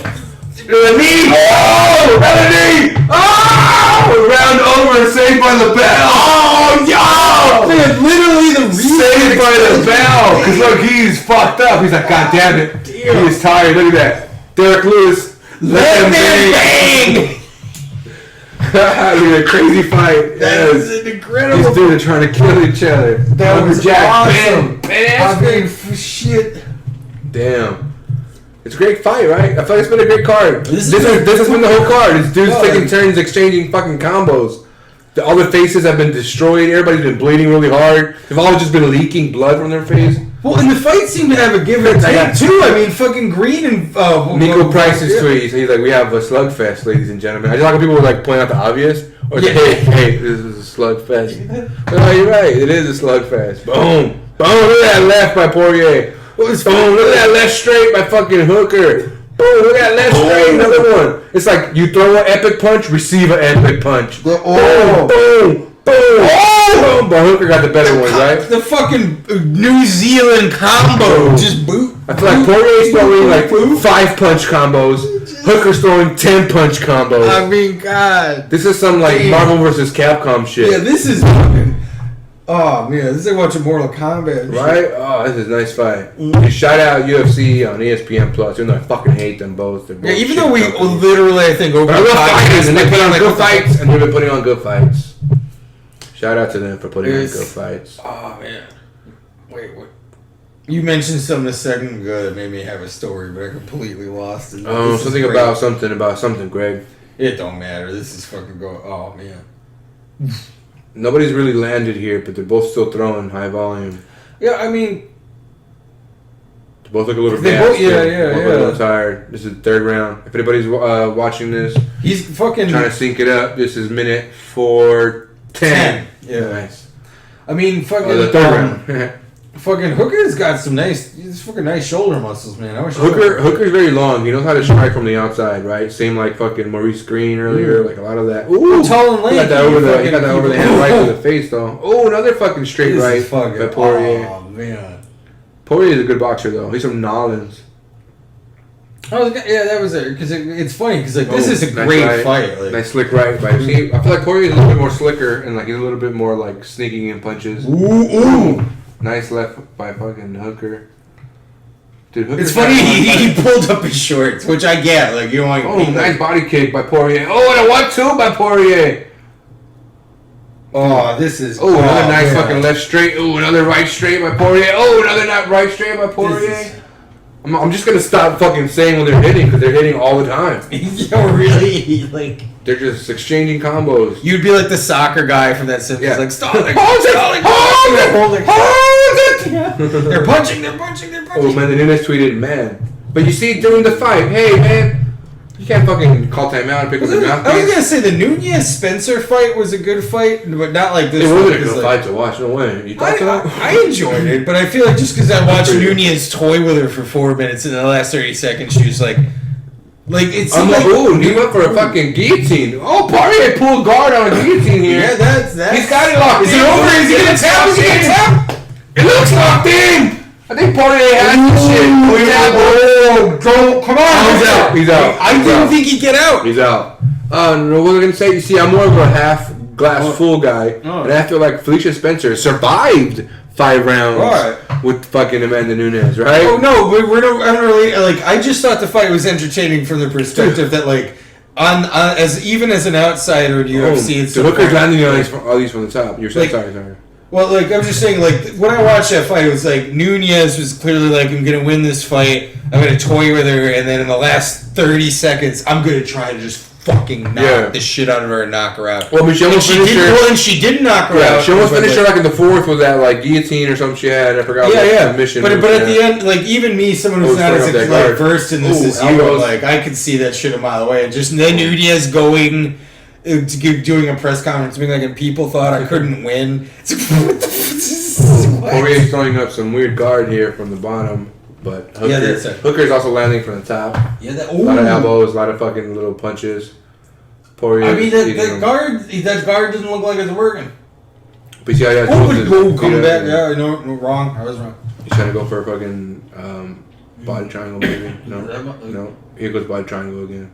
See, I feel like if you can get a body triangle on somebody like that, you can use that to get up too, right? Like lock that body triangle up and try to push yourself up on his body. Well, I don't know. Just do that trick the Undertaker used to do, where like you just get up. That's not real, great. Oh, you can't do that. It was like, oh, he's up! He was knocked down. Just throw him through the top of the cage like he did to Mankind. So you know what would be cool if they started doing those moves in UFC, or just like throwing him off the cage, and he's like running. He's like running, right? They like launch him into the ring. He bounces off the cage, and then he runs back. They hired Jim Ross. Jim Ross, music's playing. Maybe I'm a victim of the moment. The best announcer in all sports, I used to say Vince Scully of all time, but now I'm gonna say Jim Ross. My God, that man has a family. He's got a family, right? It's so good. How could you? I mean, he was. Stop! Somebody stop that fight right now! I mean, he knew whatever emotion. Like, it's Steve Austin. It's Steve Austin has shown up to the building tonight. It's incredible. I'm just looking at the. Let's go. Boom, boom. Oh yeah, we're like, dude, this fight, incredible fight. Well, it's funny because no matter how much I'm like, so it's recording and I can do it in post, but no matter how much I tweak this or that, it's just us just talking over each other really loudly. I don't think we're talking over each other. I think it could be that. It could also just be loud. I mean, what it could also possibly be is wherever that. Well, you can tweak that too. That won't matter. Dude, what a fight! But like wherever we put that other microphone, like your headset microphone that we didn't end up using. I mean, whether it's in your ass or not, I think I didn't disconnect it from my computer, so it's probably recording both. So that might. But at the same time, I could just literally highlight the entire audio track, be like, lower the volume by 10%. You can do that? Oh yeah, it's easy. That's part of why I like doing the podcast. Got me back in that fucking editor. I used to fucking do that shit all the time. I used to, my friends and I used to make movies in college, and like I could not show them to anyone now because in retrospect they're real bad. You don't want to get canceled? Oh no, you're gonna cancel our podcast? I will. All right, dude, 4th round right here, 450. Now. Yeah. Oh, they're going full 5. Good. That's this is championship rounds here, but they're not champs. Boom. Exchanging 1-2. Insane, incredible 20. It's funny. So see, they do have the tweets during the fight. So you take the shit off. Yeah, I like it when it's during the replays. I'm fine with it, but I don't like it during. Exactly, it's distracting, right? Especially because there's so much action in this fight. You're gonna fucking put fucking tweets up.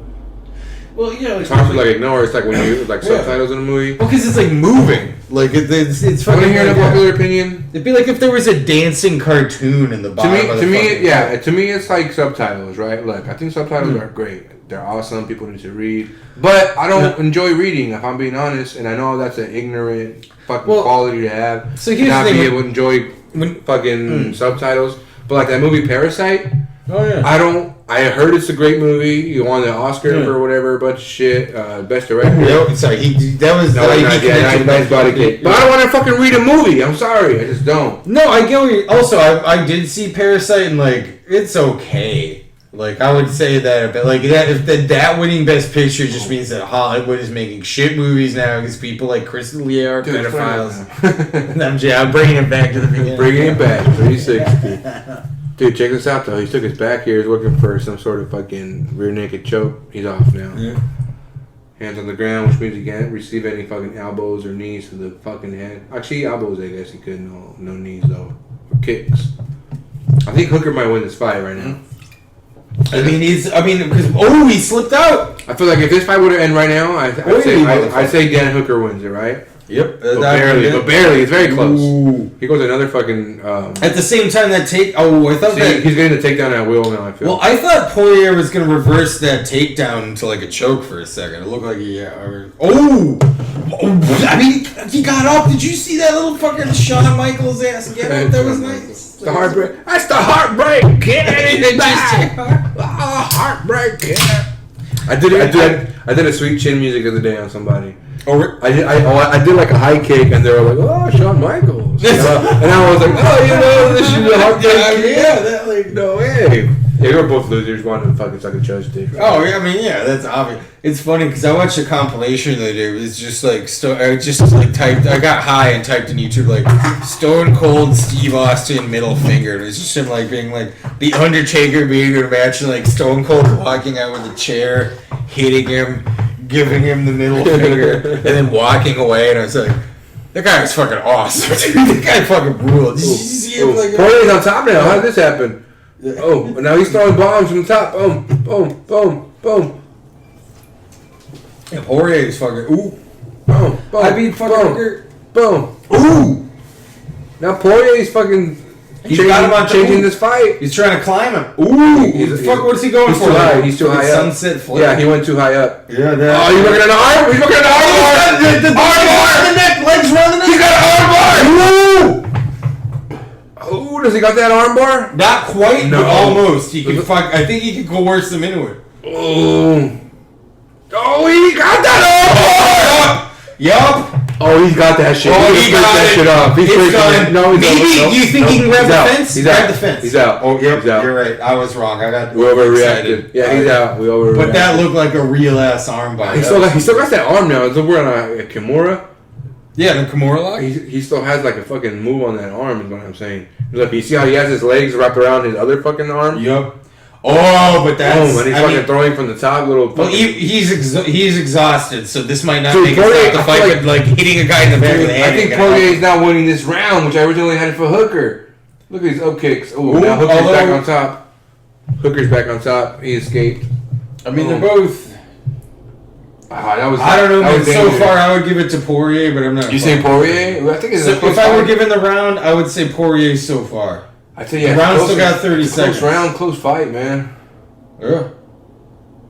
We'll go for that takedown. See, he pulled guard there, so he got that choke. Oh, yep. I mean, that guillotine. Oh, he's out. Oh, but I mean, did you see that slam? That slammed him off of him. That was awesome. Yeah, he's like, I'm gonna choke you. No, I'm gonna slam you off. That was dope. I mean, that might even swing it for me. I'm like, that was cool, right? Like, he used it as a strike, like boom. Yeah. Well, in addition to that being awesome, it's just like because it was pretty close and like another round. I might put Oh, one more round, baby. What a fucking fight this is. You are now cool, UFC is crazy tonight. Yeah. Also, I'm out Cool J. It's also funny because you were making fun of the tweets where it's like all they do is stay down. After the fight is cool. After the fight is cool. But it's just like LL Cool J, a famous celeb, just being like, "Wow, they're punching a lot in this fight." Like oh motherfucker, like. It's like when Frank Caliendo would make fun of John Madden. When it's like, wow, this is a real football game happening. Wow, he caught a pass. And so a pass is when one football player and the quarterback throws the football to another player. And they catch it. And, oh, man, I mean, the Giants are doing well. And doing well means that, like, the team doing well, they got more points than the team doing not well. Like, I don't know, some of these tweets just remind me of that shit. Like, it's just, like, wow, the guy who's winning seems like he's winning. Like, God, like, oh, round 5. Oh! Hooker with some, he's trying to do the fucking green thing, keep him distance with some, ooh! Poirier, he connected with that fucking jab. Alright, those ones kind of got. Dude, nice job, Madden. That was good. Oh, that's a good job, Madden. What'd I miss? The round just started. So Hooker was trying to do the John Green thing, keeping him away with some kicks. Poirier connected with one fucking motherfucker of a punch, and then that's basically been maybe that's overstating it. He connected with a jab. I'm sorry, I overstated how that wasn't a devastating punch. He just connected. Dude, I washed my hands because I had like some like weird soap. Like earlier, I like had some like weird smell on my finger, and I kept like smelling my finger. What? So like I peed, so I washed my hands. But now I'm glad I washed my hands because I'm like, now I don't have to smell that weird thing. I mean, that's usually how washing yourself works. It's like, man, I smell like shit. And my thing was, I didn't know what that smell was, right? Like earlier, because I was like, what is this smell? And I kept like trying to smell it. I'm like, what is this? So now I'm glad I washed my hands. And I'm like, all right, that's soap. That's just soap. Yeah, I don't know. You caveman ass motherfucker. So you're just going on the podcast being like, yeah, so I don't understand, like, when you smell like shit, you can use soap to make you not smell like Start grunting. Yeah, dude. Oh, man. Cool. dude, I feel bad for these guys because I feel like none of these guys expect to go to war like this. I mean, they are going, no, this is awesome. Like, I'm sure they're always down for a war, but it's like, fuck, you don't really want to be in a war. No one wants. I mean, to be fair, if you got the personality to fucking be a UFC fighter, you might fucking love this. You're a competitive motherfucker. Dude, I'll never forget BJ Penn licking the blood off his gloves. He's like a psycho. I mean, that's what they type of. I mean, imagine. Oh, the both connected on those. Oh, dude, this has been a fucking. And I don't know. Look at fucking Poirier getting that. Oh, Poirier getting better at these exchanges now. He's so desperate. He went for a grab and got he went for a takedown and he got stuffed. Now he's working in the clinch in the fucking cage. Best dude, Fat Joe! Hey! Fat Joe! Best fight! Dude, Fat Joe, you're right, dude. It's a fucking epic fight. Look at these guys, they're just fucking leaking. Jerome! They're just leaking blood. I mean, honestly, this has been a motherfucker. I feel like they're both exchanging fucking straights, and like every single time they both connect at the same time. Yeah, that's it. This is a slugfest. Like when they go for the takedowns, they both stuff the other one, like you said. That's what I think. That's what I think. That might be this might be the decisive factor for Hooker, right? These takedowns. Because if they're both exchanging and they're both connecting at the same rate. Oh, is he got him in the choke? Nah, I don't think he's there. All right, sorry. They're from the angle. Nope, you're right. But yeah, I don't think it's in there. He's trying to push off and get back up, and he does. It's funny because like when his shorts are crinkled. Mario Lopez, what a fight! Damn, Mario Lopez. Fucking listen. The podcast hosted by two Hispanic people. We support AC Slater, Mario Lopez. 1-2 is by Poirier. Shout out AC Slater, baby. Yeah, fucking shout out. Hosting shows in the Animal Channel now, my boy. Oh, you got the head? Nope. Mario Lopez's family, and maybe even Mario Lopez, is from Culiacan, Sinaloa, which is where my family is from. No shit, really? Mm-hmm. Because that's right, I forget. Somebody double check me, Jamie. I feel like it might be. I forget that you're from Sinaloa, man. Like the famous sass. Puro Sinaloa. Yeah. That would actually be awesome. If you like that was how you brand yourself as a comic and shit, you were like, Sinaloa. Yo, I'm from Sinaloa, represent, wear shirts, but everyone being like, isn't it the cartel place? Yeah, exactly. Like, so Sinaloa represent, which is fucked up, right? I think that's fucked up, right? Think about that. Like, being proud of this place means like cartel shit. Oh, that's what. Yeah, well, right, like oof, it's like Mark Norman. No, but But it was. Oh, got tagged with that one. Dude, Poirier needs to keep pouring it on. But I mean, he got him. He went for a takedown. But I mean, he got that neck. He's got that neck. He's out. But the way like Jimmy Buffett acts about the islands in Florida, if you just acted that way about Sinaloa, just come out of. I got a Tomateros jersey right there. I mean, treating it casual, just being like, yo, in Sinaloa, we're on island time. Like, you know what I'm saying? Every time it's island time, yeah, in Sinaloa. Like, just like, we're just gonna go ahead and have a good time. Treating it like it's a fun, great resort. It is. Sinaloa's a great beach town. It's awesome. We got great seafood. No, but I mean, for the travelers, we get murked. Is that your fight? Oh, no, sorry, we talked over that. No, like the round's over. Dude, who won this fight? Who won this fight? Oh. Poirier's looking like he won it. He's thinking he's won it. I think I'm gonna give it to Hooker because of the takedowns. Oh, yeah, But I feel like Poirier at the end ended on a high note. Hooker looks fucked up. That's the thing. Like Hooker looks more fucked up than Poirier. So, that's the thing. Like I'm not a judge. I don't know how they judge it. I was gonna give it to fucking Hooker 100% until like the last minute and a half. Like, and I know we were like, dude, Hooker looks the most some of it. But look at how fucked up he looks. He's done. I think you should factor. Dude, I think you should factor this stuff in fights. He just looks like, oh, look at that. He can't get up. I mean, fuck that. Like, Jesus Christ. I might have farted. That's not. Wait, it is the end of the round, right? They didn't call this for Hooker. They didn't call this for Poirier. They didn't right? call it. It's the end It of was, the just, it round. was just the end of the round, right? Yeah. And he was just looking really tired at the end. That's He why- just got dominated at the end of the round. They're like, it was the end of the Dude, I'm gonna give it to Hooker. Ooh. You're giving it to Hooker? I'm gonna give give it. I'm gonna Hooker on give it the opposite. takedowns. Devil's advocate. I'm going opposite. You going Poirier? Either way, I Poirier. don't think you can go wrong. This fight was epic. This was great. And and I feel like we're not biased because the sound is off. Yeah. So like any opinion that we've like. Ooh, Evander Holyfield. Who else is watching this? What a battle! I'm watching it too, Evander. I would have loved if he had tweeted like, "Pussy fight, no one bit the other motherfucker's ear off." Hooker, boom, boom. It's like a 9-punch combo. Boom, boom. That was crazy. Dude. Boom. Oh! But look at my Poirier. Yeah. I mean, Boom. Dude, yeah. I don't know who won this fight. I mean, this was a fucking. I'm gonna give what it, a card, I'm gonna give it to Hooker. Boom, look at that elbow by Poirier. Ooh, What two a by Poirier. fucking card. Boom. Round 4. Boom, yeah. See, round 4 and 5, Poirier started turning the tide. Boom, takedown though. Those takedowns, I'm telling you. He didn't stop those takedowns at the end. Dude, yeah, Hooker's face is fucked up. Huh? Yo, look at Poirier. Because it's funny, because we talk about the takedowns, so like, I mean, this was just slugfest. Just a motherfucking punch. We had a good card today. I told you, hey, I said it, baby. Poirier, when I tell you when I texted you about this shit, I was like, it's going to be a great main event, Poirier Hooker. Yeah, you told, this is literally exactly, it was, this is, I don't know who's going to. Oh, I'm going to give it to Hooker barely, but if you give it to Poirier, I wouldn't be mad also. I'll go to Poirier just for Yeah, the devil's advocate, man. Fuck it. I think when you can't decide, it's a draw. Well, dude, the podcast would be boring if we took this. Call this a draw. This is a draw. Oh, another guy with I'm kind of bummed. Another guy with vaguely the same tattoo as The Rock. Yeah. I thought Hooker got robbed. I mean, I don't blame you. Unanimous decision. What?